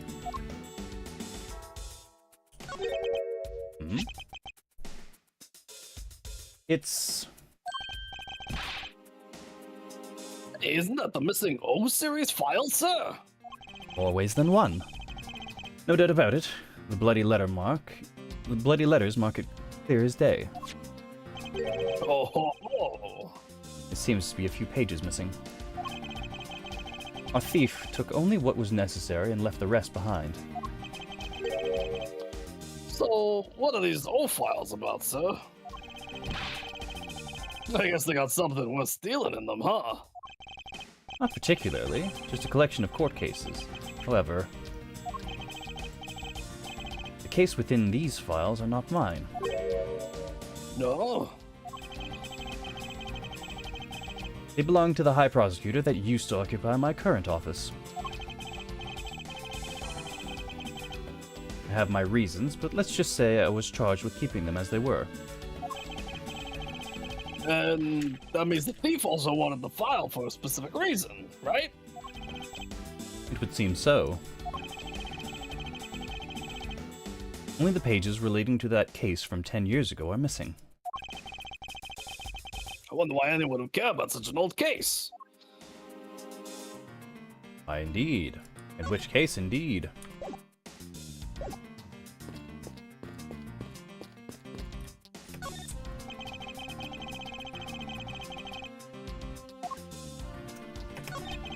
"1203.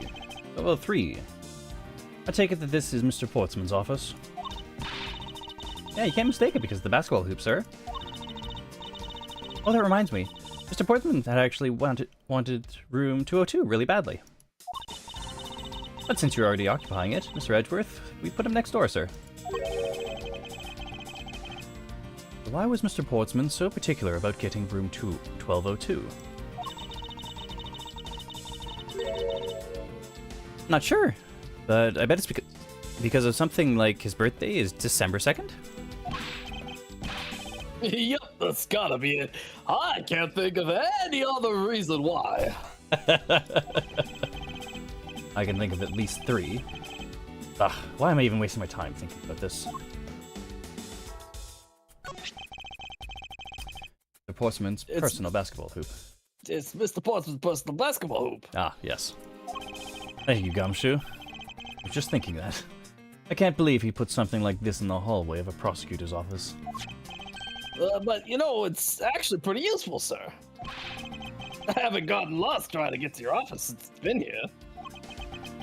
How long have I had the same office, and yet you still managed to get lost? It's 4 numbers, it's really hard to remember. A minimalist yet classy door made of top-quality wood. Kind of majestic, too.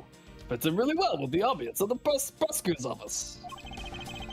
Even Mr. Portsman seems dignified just because he works behind one of these.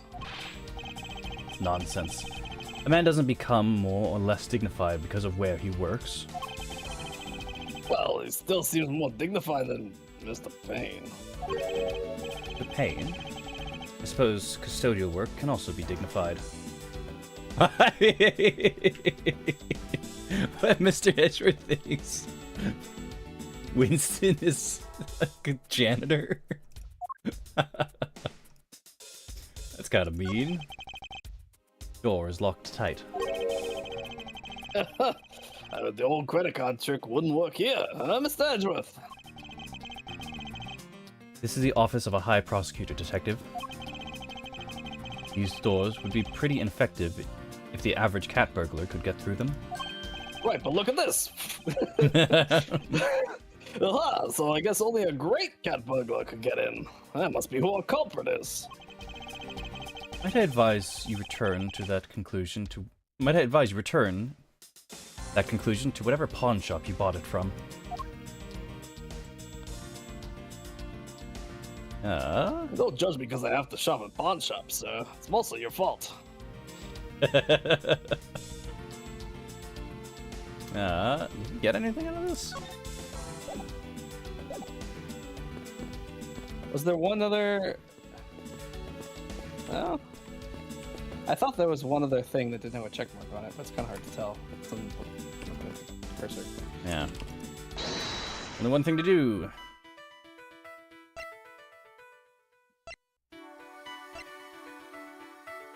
Missing approximately 1 a.m. until 2:30 a.m. Master key was used at 12 a.m. and 1:30 a.m.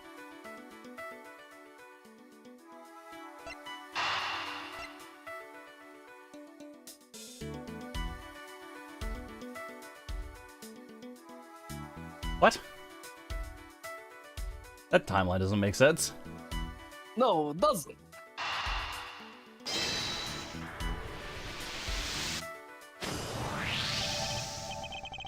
Miss Bird, I'm afraid there's a flaw in your story.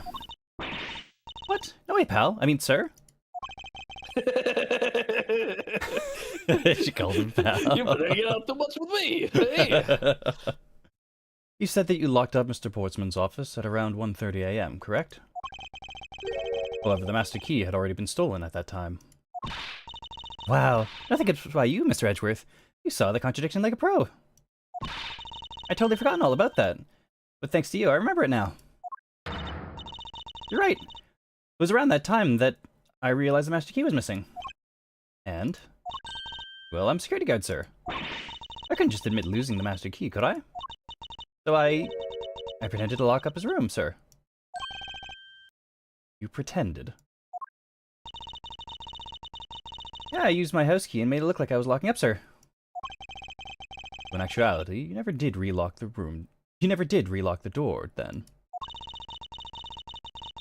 Well, I thought that maybe I could go lock it after I found the key. Come to think of it, I guess the door still hasn't been locked properly. Mr. Portsman's office data jotted down in my organizer. Why don't we take a little look-see, then? What is this timeline?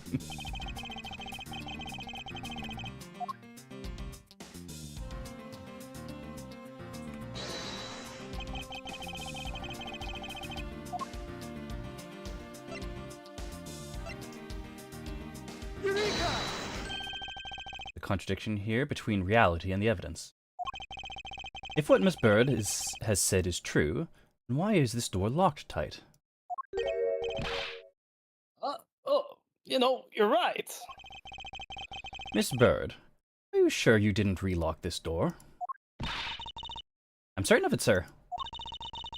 And I don't think Mr. Portsman noticed it himself that I hadn't. Which means what, sir?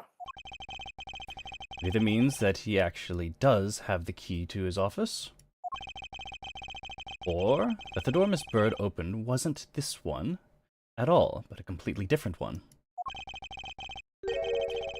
So you opened a different door? How can you prove that? There's an easy way to find out. All we need to do is we need to examine these. Prints on the number plate.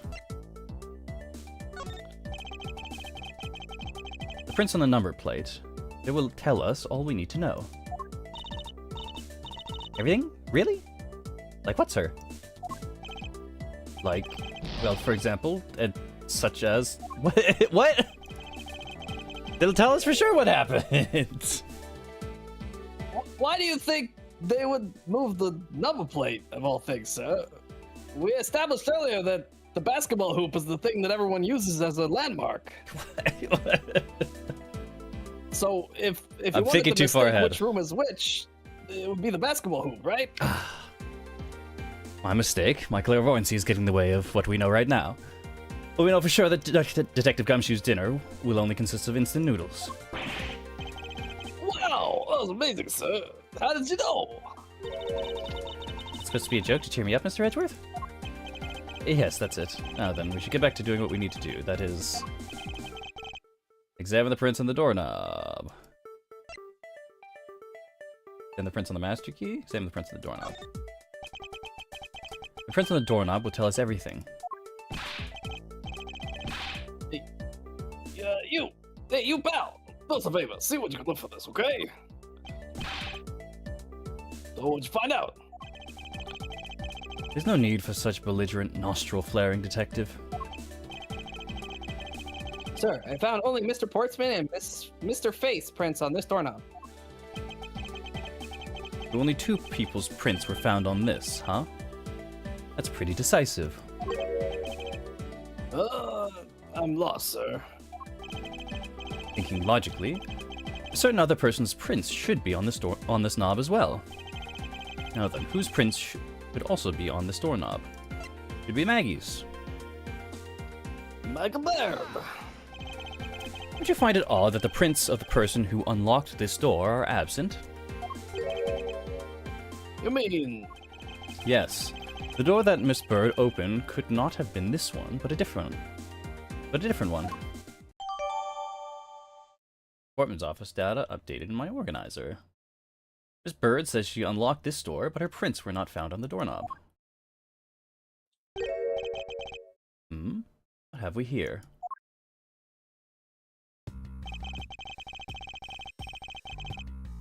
Oh ho! A basketball. Is this basketball property of Mr. Portsman? Yes, sir. He's always ready for a match. Basketball, soccer, dodgeball, tennis. Doesn't matter what sport it is, he's game. Although I think it'd be a little hard to play tennis with this ball. Isn't that the point you should be... That isn't the point you should be focusing on, Detective. You're right, sir. Now, I know what I should be focusing on. Bad Mr. Portsman. Don't just teach him to clean his toys up after he's done playing. I think we've reached the end of this conversation. Oh, there's an impression on the carpet, but it doesn't match up with where the basketball hoop is. What's this? What are you looking at, sir? Oh, hey, how about a game? That's okay, Detective. I just found the position of this hoop to be a little off. Hey, you're right, sir. I guess it shifted when someone made a seriously sweet slam dunk. Positioning of the hoop is definitely unnatural. I'm just going to ignore whatever Gumshoe just said. I'd better take note of this. Sitting in front of Portsman's office, there are signs it's been moved. What's this? Looks like a scrap of paper. I'll get it, sir. Let's see. Oh, there's something written on it. I brought 3 pieces of evidence by... just like we talked about on the phone. But it looks like you're out. I'll catch up to you later, buddy. Looks like a note from the victim. Yeah, it's for Mr. Portsman. Note left by victim. Under the door for the absent Portsman.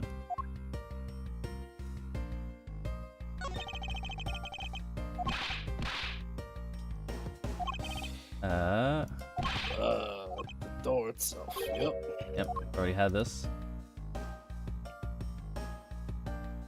Okay.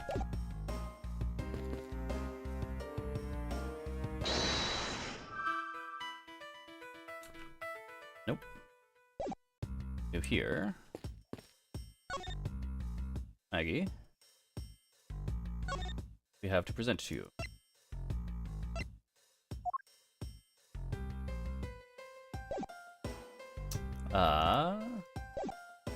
Here to talk about examine our own door? That's not the examine button.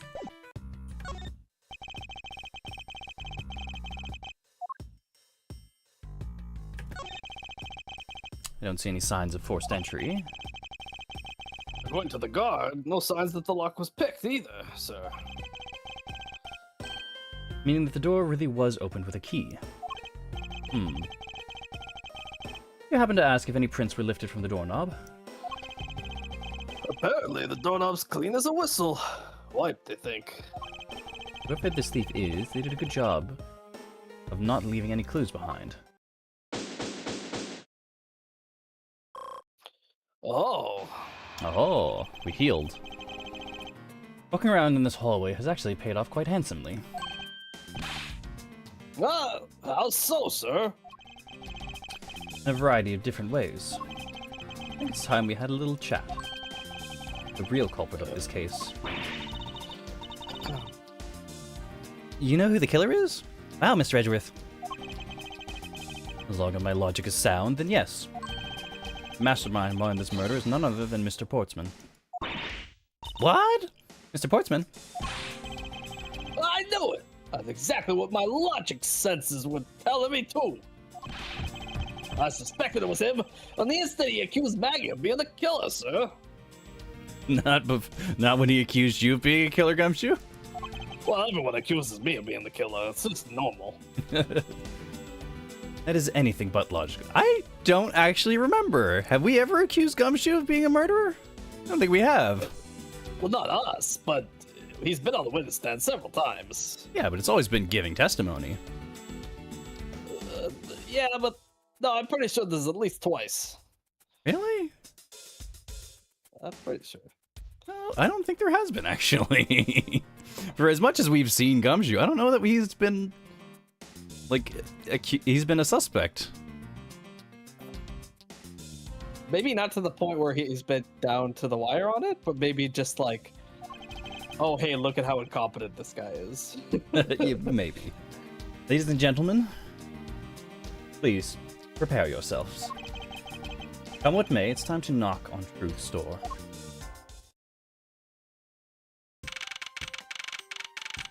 March 14th, 5:12 a.m. An hour. Mr. Portsman, I finished prosecuting the bloody letter, sir. All right, let me take a gander at it. Pass it here. Whee! Why would you throw that? Okay, looking good. You there? Take care of this. Whoa! That's off Gumshoe's head. Well, if it isn't Detective Gumshoe. End of the line for you, Portsman. We've got you now. Call off your dog, Mr. Edgeworth. Is this some kind of joke? It's no joke. We know, Mr. Jacques Portsman, that you are the guilty party in this case. Must be pretty upset, getting chased out of your own room. I'd be mad too.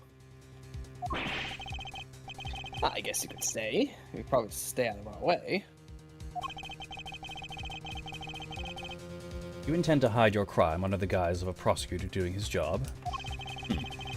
I can see right through that unsightly paper-thin mask you wear upon your cowl. Who'd ever thought it would come to this? Actually, come to think of it, your mentor was Manfred von Karma, right? Oh, The legendary prosecutor who never lost a single case for 40 long years. There was always this incessant chatter about forged evidence with that guy. Really teaches me that I've got to stay on the lookout for false accusations, you know? you done trying to play mind games with me? Because that won't work. Or you dealt with that trauma. The only thing you should be using that mouth of yours for now is explaining yourself. Although that too will only dig your hole deeper. Either way, your game is up. Aren't we full of ourselves? Even though you have yet to prove anything. Dun. Mr. Portsman's rebuttal. I have no idea what sort of harebrained idea you have in mind, but there's a mountain of evidence that points away from me being the culprit. Besides, may I ask, do you propose I unlocked your door and got in here? Look, I feel bad doing this to you, but I've got work to do, so we're done here. Sorry, but we are not finished yet. Boy, you're stubborn. I suppose you're basing your accusations on something. I'll show you what I'm basing my accusations on, with evidence.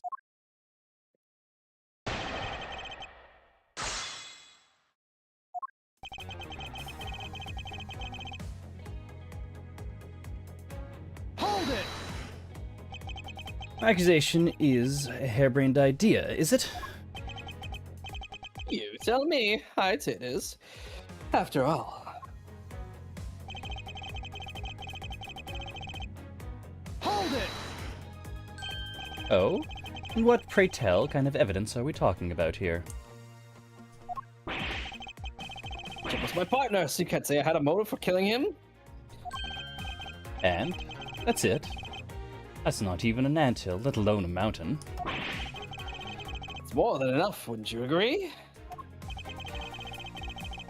Might I recommend that you review what the word evidence means? Doesn't change the fact that the evidence doesn't point to me as the killer.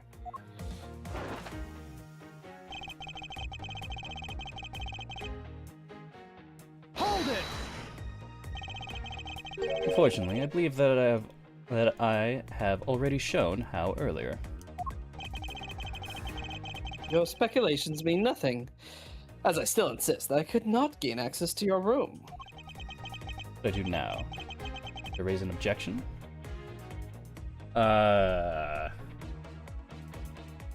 No?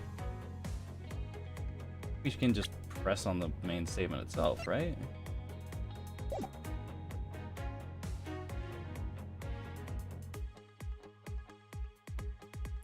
What I don't fully understand is that if he used Maggie to unlock and relock the room, why would he have to steal the key? What's wrong? Don't tell me all you wanted to do was find fault with my flawless logic. Good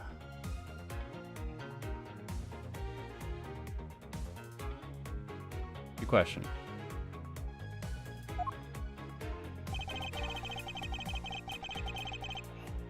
Hold it! I don't think so. Oh, and why is that? A flaw in your reasoning. Are you calling me a liar? Where's your proof?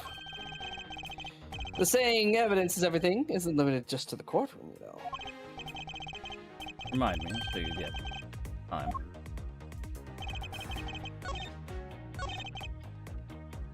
Was unlocked the door and got in here. Present key. Objection! I believe you're able to open my office door. The master key, no less. Objection! Wait. Hold on for a second. I never laid a finger on that key, as you already know. Nicely. You were able to open my door without lifting a single finger. Well, maybe you did, but only too direct.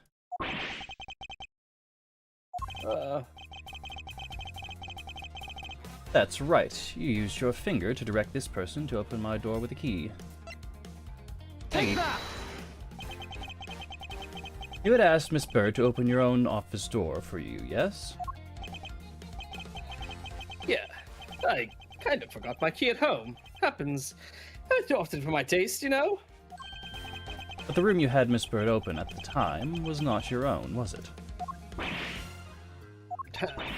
But what? You have quite the imagination. Why don't we ask the girl herself whose door she opened, shall we? Certainly it was Mr. Portsmouth's door, sir. I checked the number plates to make sure I was opening the right door, sir. See, Miss Bird backs up my story. Yet, what if you had misled her? To fool her into thinking what you wanted. Ha! How do you suppose I did that? By switching the number plates on our doors, for example. That's right, they do slide out pretty easily. Furthermore, you then used one other thing to give a very strong impression.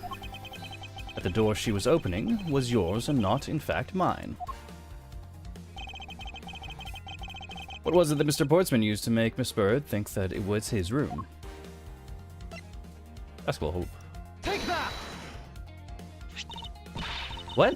A basketball hoop, sir? It's quite the peculiar fixture in the hallway. In any hallway, let alone a hallway in this building. Which is why it left an unusually strong impression on you. It's an object perfectly suited to sit just outside the office of a peculiar prosecutor. Wah! That's very true, sir. Because there was a basketball hoop sitting there. I thought the door I was opening had to be Mr. Portsman's. There are signs that the hoop has been moved. To sit in front of my office, to be sure. Ah, I see. So that's how you throw suspicion on people. Thanks for the tip. I think your conjecture is a little off the racetrack. Conjecture's rebuttal. Now you're just spouting nonsense. I had the girl open my office door. After that, I was in my room the entire time. You don't have a single reason to suspect me. He intends to claim his innocence to the end, does he? I'm as pure and innocent as my jacket. And Miss Bird is as dirty and guilty as the jacket she wears. Gross. My jacket's not dirty. I'll have you know I just washed it yesterday. Please calm down, for I intend to show who is the one... truly covered in slime here. Sure, Edgeworth, whatever.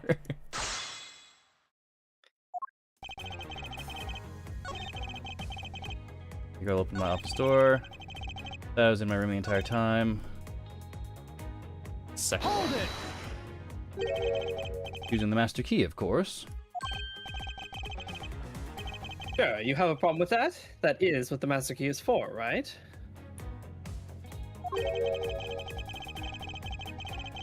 You place it in an elaborate labyrinth of some sort for people like you. In my room the entire time. Hold it! What were you doing in your office? Just doing my usual training regimen. Training regimen? Were you going through your law books from start to finish? Mainly batting practice and some weights. Oh, and I jog when I get the chance. Wow, you must be the buffest prosecutor we have.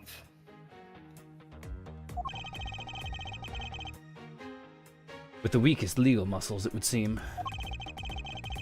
Just doing my usual workout, so...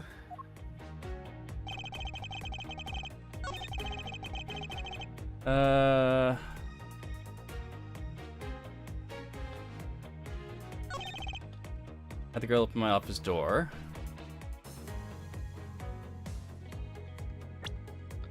Present the letter?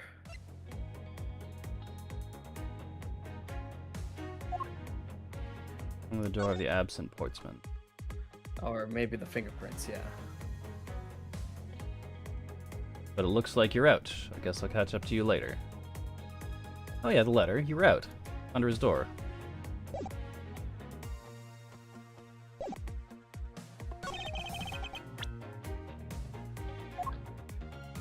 Objection!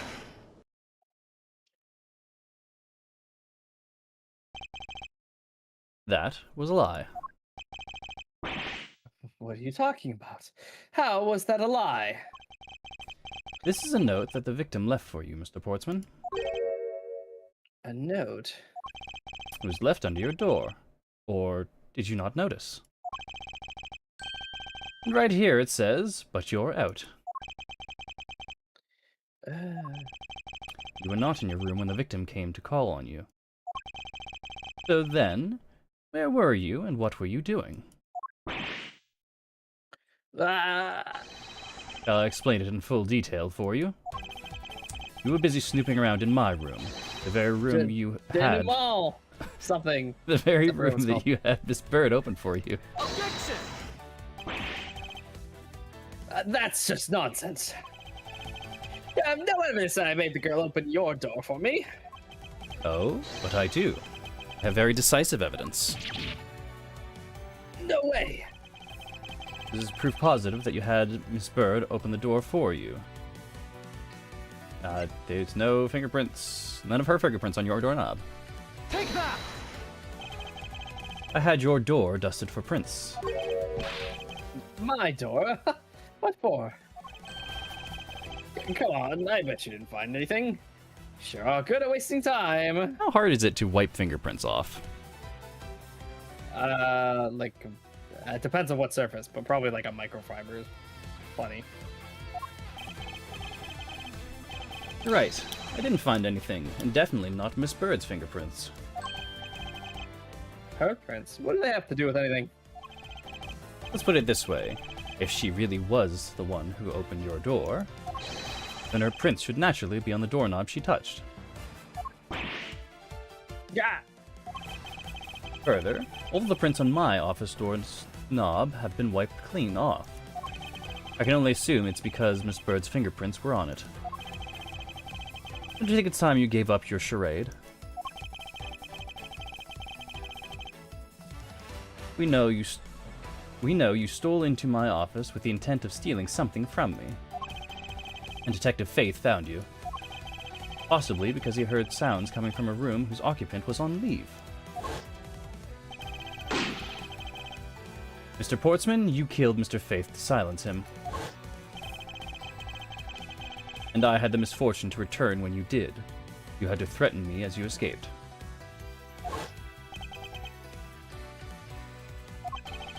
As I said when you had the gun to my back. No one gets away with committing murder in my office.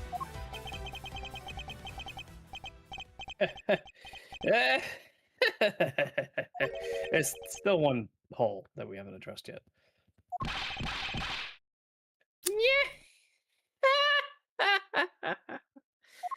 I don't know how this guy laughs. Perfect time to give him a funny Just- laugh. What's so funny, pal?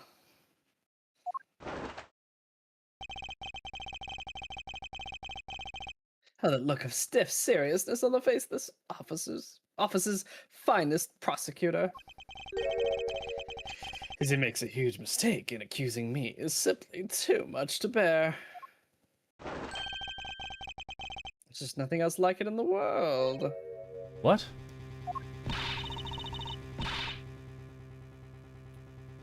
Mr. Edgeworth just explained it all, and he even backed it up. You're the murderer.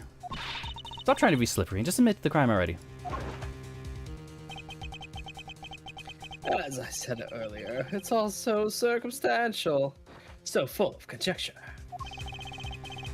You say you checked my doorknob for prints?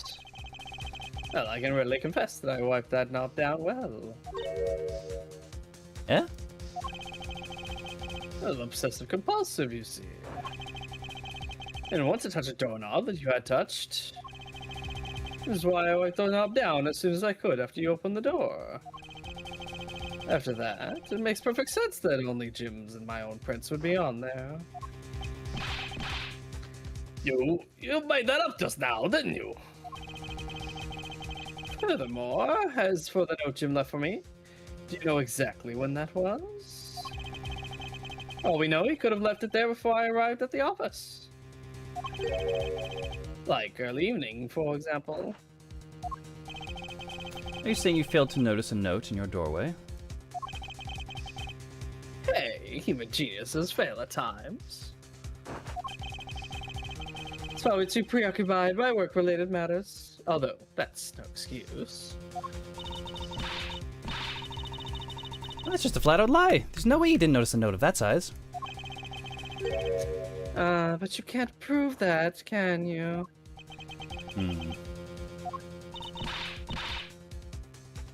Say something, Mr. Edgeworth. Back me up here, sir.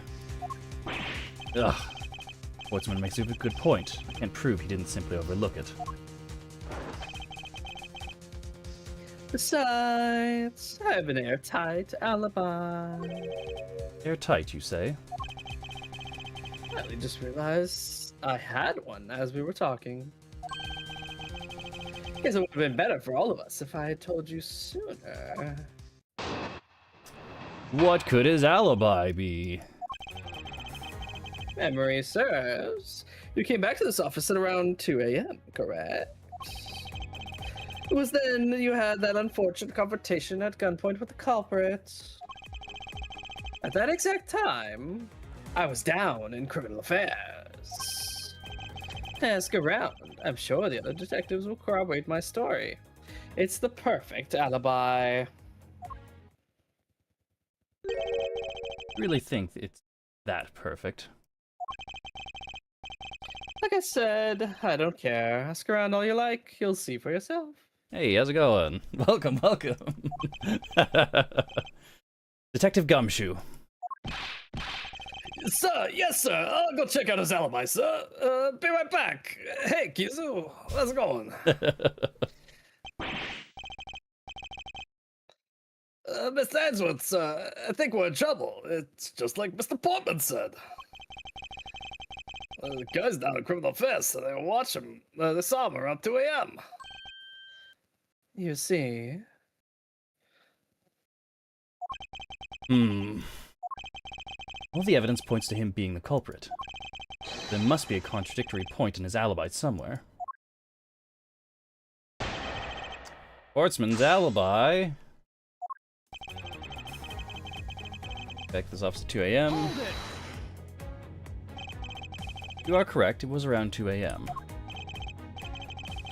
Are you sure? It's really important to me that you're spot on with the time. I remember checking my watch then, and make no mistake, it was 2. Oh, giving testimony like a pro. Okay, so you came back to your office at 2. And you had already adjusted your watch from overseas time. I don't know, when would be an appropriate time to readjust your watch after coming back overseas? You just do it on the plane. Yeah, exactly. Hold it! It was as you say, however... Yes, however, you're the only one who claims to have bumped into the culprits. So tell me, did you see this person's face? Was it me who you saw? It was pitch black, so I couldn't actually see. Objection! Oh, come now. I'm sure you saw something. Try a little harder, why don't you? I'm beginning to feel like I'm the one being interrogated here. Oh, well, doesn't matter if you remember or not. It only matters that you ran into the culprit. Hold it! You paid the Criminal Affairs Department a visit. Yep, right after I left the prosecutor's building. I headed straight for the precinct.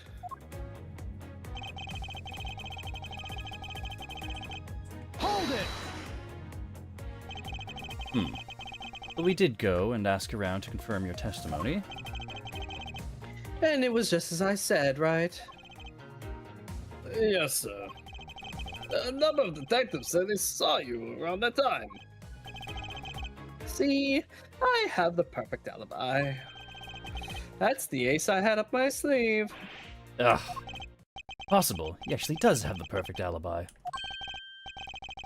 What's wrong? Why this sudden sullen look on your face? Can't you say anything back, Mr. Edgeworth?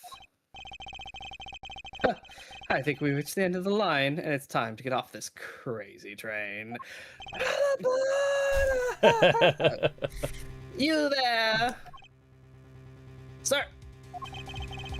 Please escort the young lady out. But remember, be gentle. Maggie! Detective Gumshoe, this is all your fault. Don't worry, I'll get myself arrested. We can be together. Nothing I can do. There must be a way to Oh wait, they don't turn the put men situation and women in around. the same jails. No, no, they do not. I only had a clue. I missed something that can help me cast doubt onto his alibi. Need to calmly think this through one more time, and with logic. Well, we know there has to be 2 guns, right? Yeah. Another Yeah. handgun. Portman's alibi, who I met, could not have been Portsman. And who could it have been? Other than the victim's gun that I found, could there be another gun here in play? Culprit rearranged my files twice. Once before the murder, once before, and once after the murder. Why?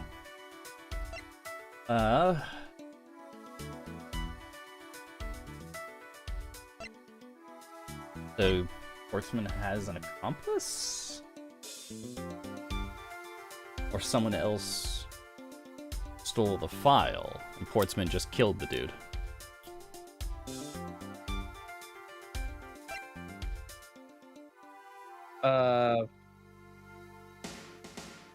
Could it be the other way? Oh no, it couldn't be the other way around. It would make more sense if it was Portsman killed the dude, and Portsman was caring more about the safe, and the other dude came in after and took the file in the pitch black, which is why I didn't notice the blood stain, I guess. It's a bit weird, but Definitely files in disarray. I think Portsman's it's supposed alibi. to be Mr. Portsman's alibi and another handgun. I think that's what you're supposed to do here, but Being gay, Portsman's alibi. Another handgun other than the victim's gun that I found. Could there be another gun in play here? Intruder I met could not have been Portsman. Who could it have been?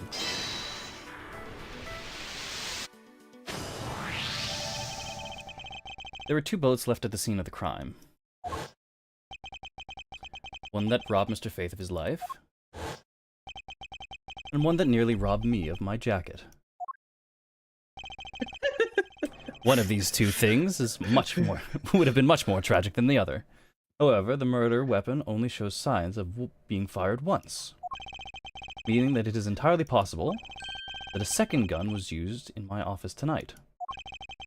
Seeing as how the killer had to steal Mr. Faith's gun, I doubt the killer had another gun up their sleeve. Therefore, second gun could have been the property of an entirely different person, which could mean that there was another person who paid a visit to my office tonight. Another visitor! Maybe the victim and his killer weren't the only visitors in my office tonight.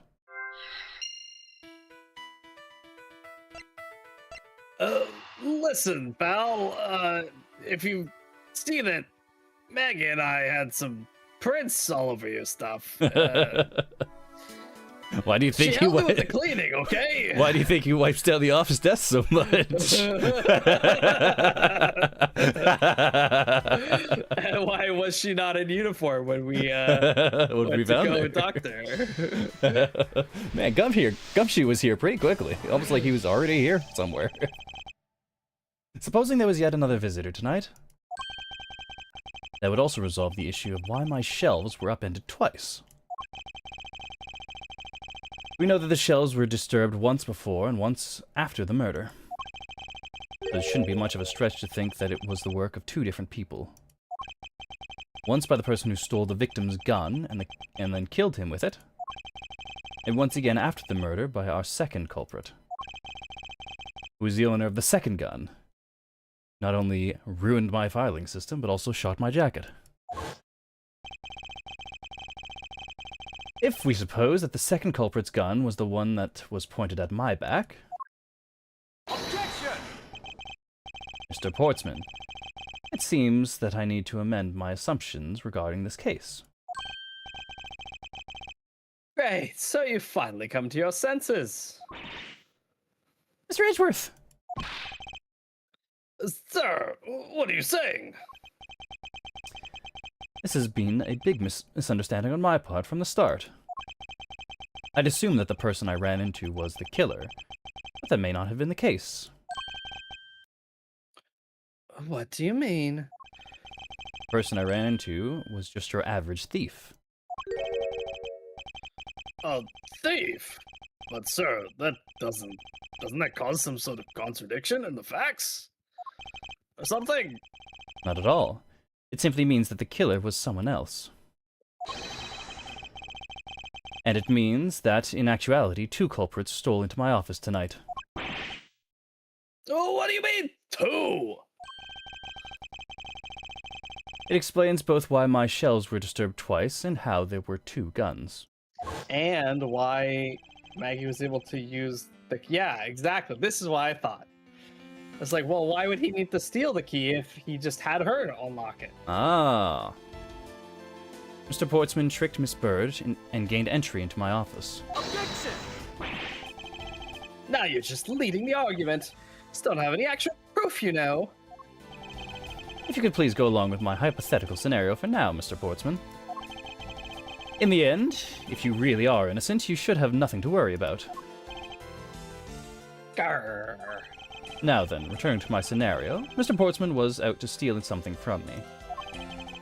Which is why he checked my secret safe and ransacked my shelves. This is the first time. So then, this would be when the files were put back in the raw order, right? Correct. And then, just when he was about to look somewhere else, who should walk in but his own partner, Mr. Faith? But why did Mr. Faith come into your room, sir? Probably had business with Mr. Portsman, which is why he was in the area. That's when he noticed sounds coming from my office, would be my guess. Oh, because you were supposed to be away, right? And he must have thought it was odd, so he came into the office to check it out. Correct. And as a detective, that was the right thing to do. But when he came in, he found his own partner standing Bird. there. Bird.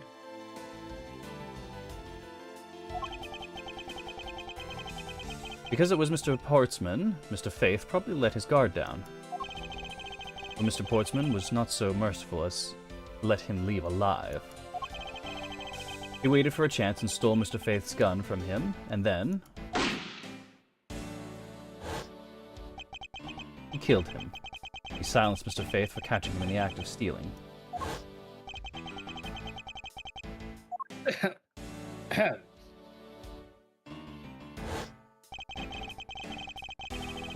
This was the moment in which the first shot was fired, the one that landed in my files. Following that, Mr. Portsman wiped the gun down and left it behind as he made his exit. He could afford to do that because he had also left the fake dying message behind. You're such a complicated troublemaker, you know that? Well, if things were as simple as that, then all would be solved, however. There was yet another visitor to my room, and this is where it gets complicated. It was another. A visitor, sir? Yes, and this other person's objective was also to steal something from me. Now then, even after Mr. Portsman left, the door to my office remained unlocked. However, this new visitor had no way of knowing that, and so... they stole the master key from the security guard's room. And then entered my room and searched through my shelves. This was the second time they were disturbed, and it seems the thief found their prize. The stolen no file, right, sir? Correct. Only, just as the thief was about to leave with the file, I appeared. The thief then threatened me with their own gun, and made their escape. The second bullet was fired during that brief encounter. So the shell's getting messed up twice, and the 2 bullets. It was all because 2 different people were doing those things at 2 different times. Precisely. So now, do you see, Mr. Portsman? The person I met was just a thief, and was not, in fact, Mr. Faith's killer. Your alibi for the time frame in which I ran into the other person is now irrelevant. Because we now know that the murder took place during the first culprit's visit. Objection!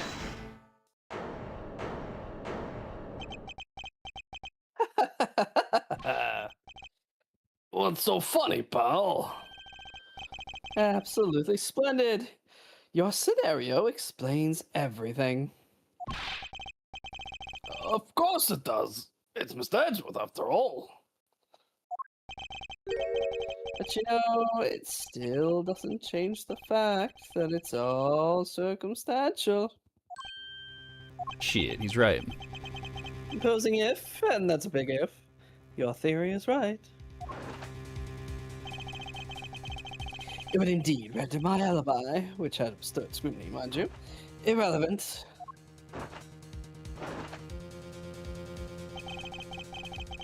But there is still one defining point of your argument, for which you have no evidence. Your supposition that I was the first visitor. Mr. Edgeworth, can't let him get away with that, sir. But he has a point. I have absolutely no proof at this point. Don't say that, sir. I don't believe this. Don't worry, Maggie. I'll do something if I must. I've got a gun. No, he doesn't anymore. Oh, crap. You know something? I find your attitude to be somewhat peculiar, Mr. Edgeworth. If the person you met really was just a plain old thief, why is that person not your main suspect? That is, if your theory is correct. Sportsman's Alibi Part 2. God, this is a lot longer than I thought it was. That thief you ran into should be a real suspect, wouldn't you say? Should be out there looking for that thief right now. That might still be nearby. I hate to repeat myself, but as I've already said, I was training in my room. It is now, like, 5 in the morning. The thief has had a 3-hour head start. 6, probably. After all this, yes.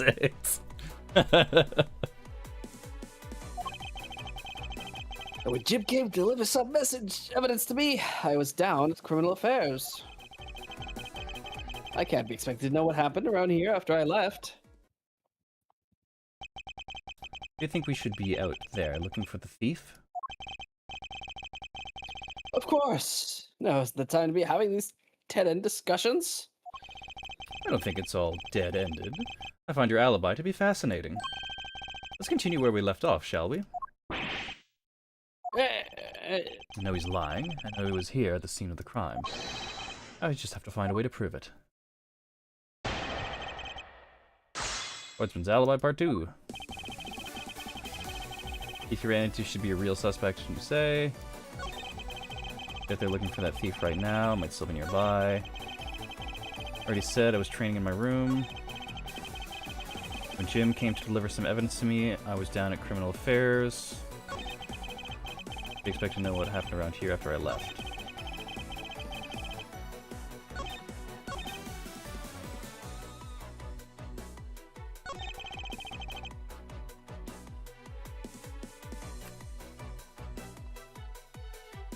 Jim came to deliver some evidence to me. Did we ever say what was in the note?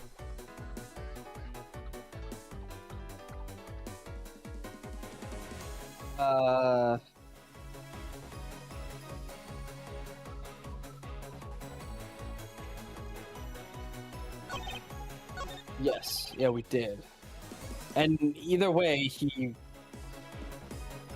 our presumption is that he didn't see it. Why would he read it and then just leave it there on the floor? That seems like that would hurt his alibi. Why didn't you go there with Mr. Faith? Yeah, that's because he said he was tired and he was going to take a quick nap. You know those sofas in the hallway. He likes to sleep on those. It's one of his habits. And what of the evidence he brought? Everything's related to yesterday's case. Just 2 items. a gun, and a pendant. Interesting. This piece of testimony seems too crucial to let slip through the cracks. Just 2 things? You brought me 2 items, a gun and a pendant that are related to yesterday's case. That's not what the note says. Not right. There are 3 pieces of evidence by. Objection! Only 2 pieces? I believe the proper phrase here is, you fail. Excuse me? You fail as a prosecutor, Mr. Portsman, as you intend to keep evidence hidden from me. What are you talking about? I haven't hidden anything from you. Well, here's a piece I think you should read carefully. Ah, it says that Mr. Faith was bringing 3 pieces. Yes, and this is the victim's real dying message to you, Mr. Portsman. Hey, I can't get tripped up by simple arithmetic. It's 1 + 1 + 1. Where is the missing piece of evidence? It's your ass. You have it, don't you? Only the guilty would make such a face. Detective Gumshoe, kill this man. You know what to say, sir. I'll put the guy down from head to toe and right in his crotch. All right.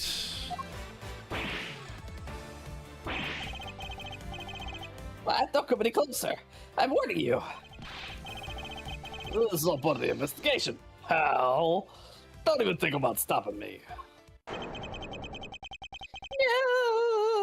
No, nice bitch. Hey, what's this? Yeah, this on him, sir. Fair. VHS tapes are pretty big. Despite what you said, it would appear that you do have something to hide. Oh, yeah, it's something like that. There's only one reason why anyone would hide evidence of this caliber. Because it would unequivocally point to that person himself as the real killer.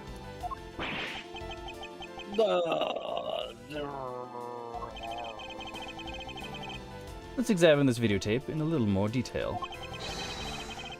The section of the tape that will drive the last nail into his coffin. AG8 incident. AG8 incident? That's a police case number, sir. Does that mean this video is evidence from that case? Interesting. However, what's recorded on this isn't what's important right now. Let's give the casing a thorough once over. Blood. Ah, that's blood, isn't it? Yes, and I believe this is what the good prosecutor was trying to hide from us. This blood is still fresh. You mean this might be Detective Faith's blood? No, you got it all wrong. No amount of denial can save you. We have but to run a blood test to find the truth. Yeah. You have told us that you had received evidence from the victim earlier. Now you will tell us when and how did the victim's blood find its way onto this video. Yeah, it's totally suspicious. Is that the moment of his death? Did Detective Faith have this videotape on his personage when you killed him? You know very well there's no way to prove that. Not even if we were to examine this tape for fingerprints? Gah. If I had to take a guess, I'd say that the only ones here would belong to the murderous you and Mr. Faith. No, impossible.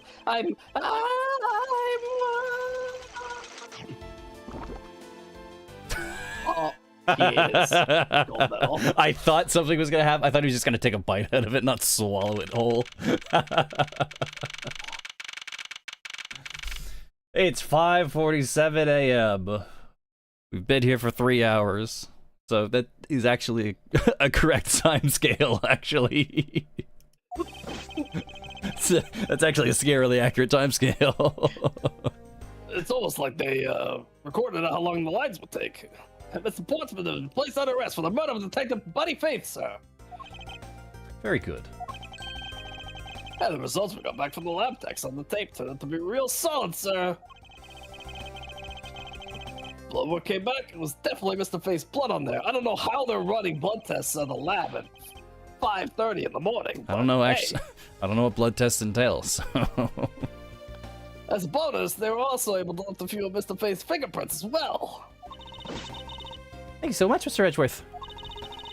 Still can't believe I got to see your cool deduction skills outside the courtroom. I'm impressed beyond words, sir. It was nothing. I'm just sorry you got caught up in a murder in my office. Please accept my apologies. Oh, it was nothing. Really, compared to what I've been through, I mean. I consider myself lucky that it was only a burglary and a murder this time, sir. If it had been a hold-up or a hostage situation, I'd have thrown my hands up in the air.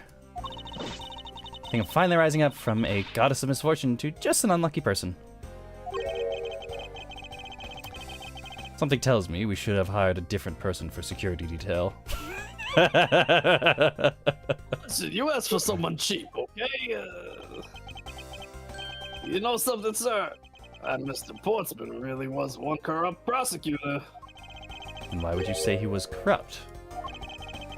Well, I heard there were a number of suspicious things related to his court cases. There's even rumors about how some of the evidence he uses is forged, sir. Forged evidence, huh? They say he even decided not to prosecute a few cases for some really vague reasons. Oh, that guy was a complete disgrace to the entire profession. Never did get around to asking what his reason was for breaking into my office. Yeah, when we got near that topic, it just climbed up. Although we could be pretty certain it was to steal something. This is just between you and me, sir, but Maggie, I guess, who's here. There's a rumor that some of this sort of huge organization is involved behind the scenes. Oh? Well. With Mr. Portsmouth not willing to divulge anything, it certainly lends credence to that rumor. It would seem that we haven't heard the last of this. Oh, wait, then Mr. Portsmouth isn't the bad guy? I didn't say that, but rather there are still many more mysteries for us to solve. For example, we still haven't figured out the significance of this piece of evidence. That's right. Hey, you think so? Take that! The person who stole this file, the other villain of the night. Yeah, I wonder who it was. And what happened to the stolen pages? I wonder, who in the world was it that held me up at gunpoint? Mr. Edgeworth, sir. Yes?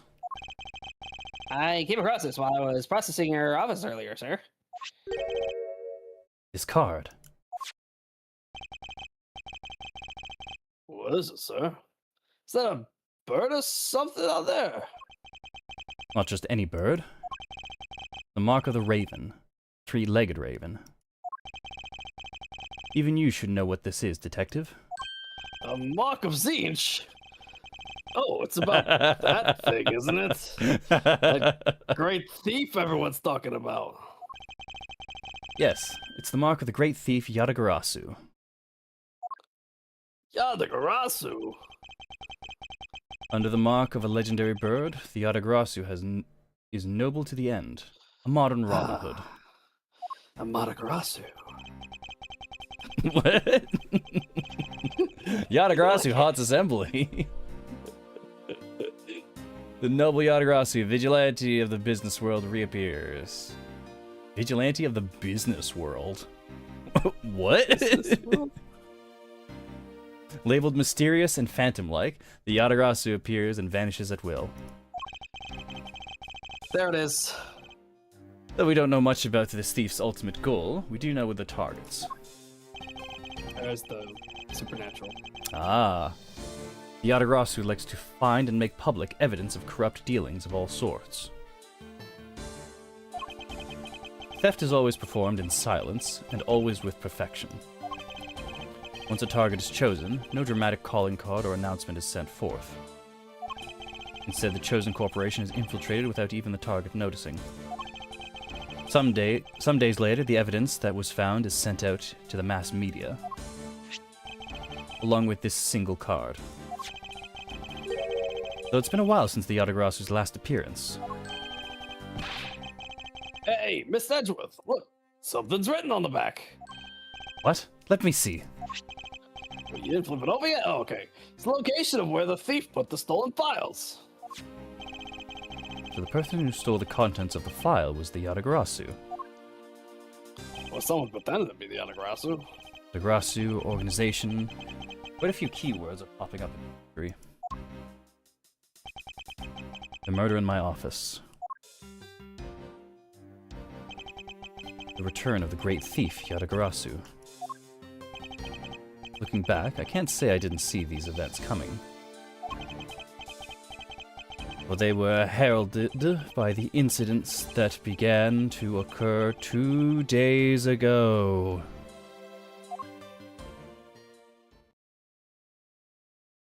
You traveling 2 days ago. The end.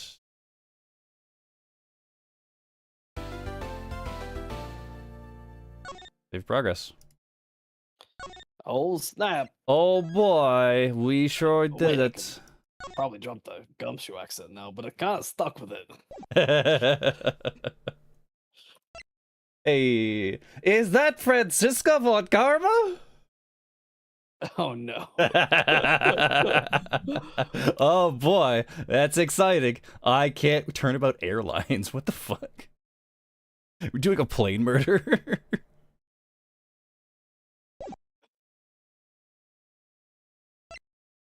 Oh, there's no. Why is there no music? Sealed room mystery. Yeah. There we go. All right. Well, that's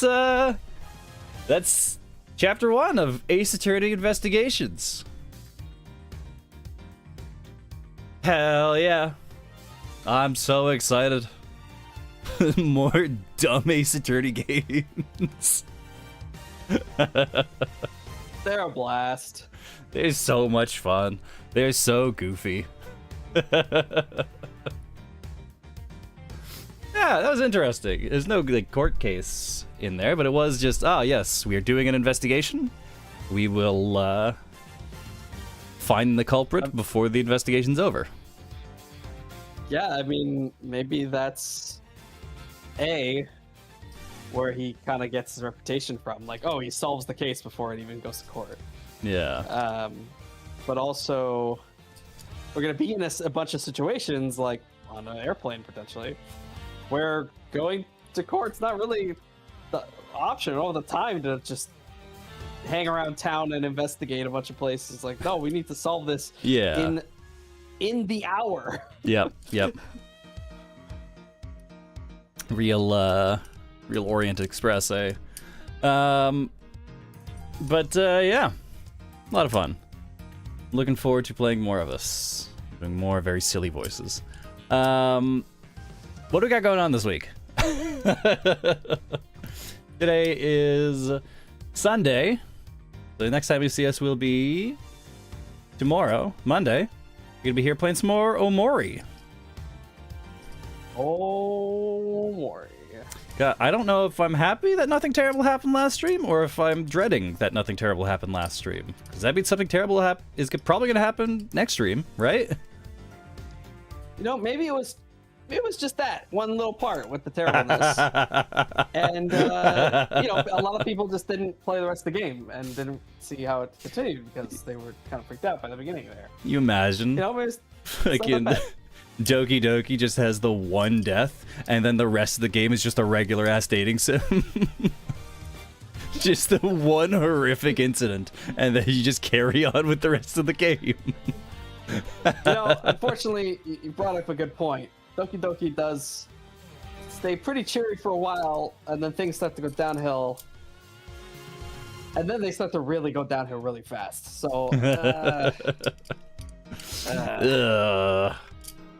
we'll see. Omori tomorrow. Tuesday,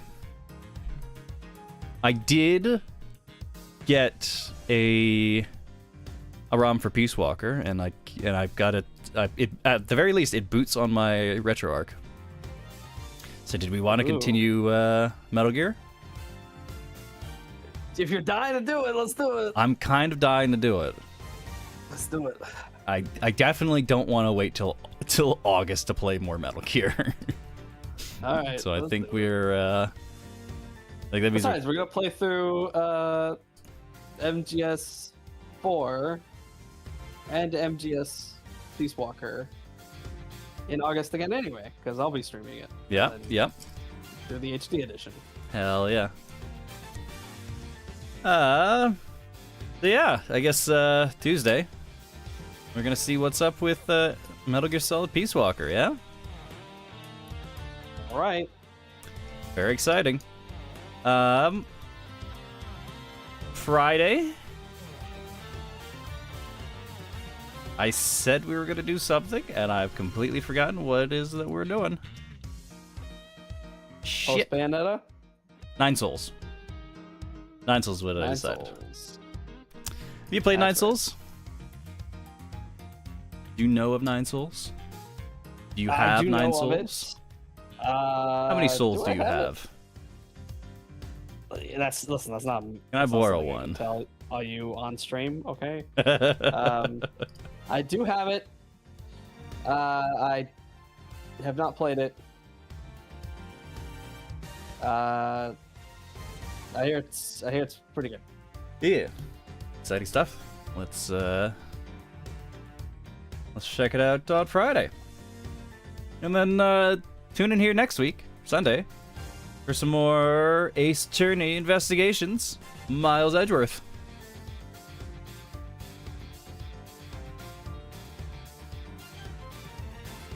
Oh, looking forward to it. But probably no Gumshoe next chapter. No, I think very explicitly no Gumshoe the next chapter. Dang. But you know what? All right. We're gonna have Francisca with us. Yeah, but you want to be Francisco. Oh. Oh, We'll see. We'll fuck, see what right. I can't characters do my we- silly we- voices. Because you're here, and you're going to be taking everyone who's not Miles.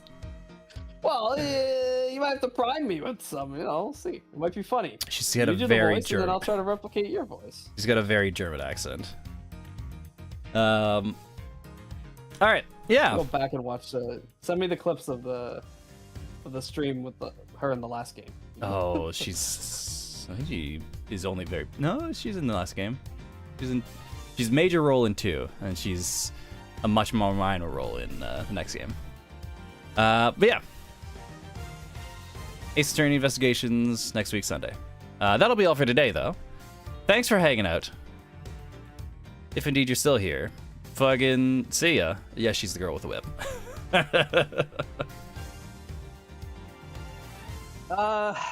What's the lesson from today? I don't know. Did we learn anything today? Don't murder people. No, that's far too common of a lesson. Basketball hoops are not meant to be on the 12th floor of high-rise buildings. Not meant to be on the 12th floor, all right? Yes, they could be used to create an alibi. We don't want that. Well, probably explicitly because it's a carpeted floor, right? Like who plays basketball on a carpeted floor? I doubt there was any actual dribbling involved. Maybe. Also, fuck the guys on the 11th floor, am I right? It's the hallway, right? It's probably the hallway on the 11th floor. Who cares with the hallways?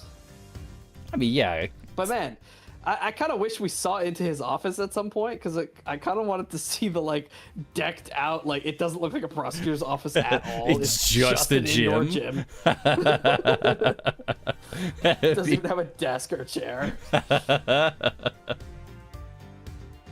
Be really good. See ya. Bye. See ya. See you, 2F. Thanks for showing up, Kizu. One of your students was here. Very cool. Yeah. Oh. I'm trying to remember if that's the one that is playing the Ace Attorney series right now. I hope so. Well, don't want to spoil it for them. I doubt very much in Ace Attorney Investigation spoils the main game. Let me know if you're playing Raid Code. I want to hear your opinion of it. Raid Code is I'm so really good. excited. It's really good. All right, bye.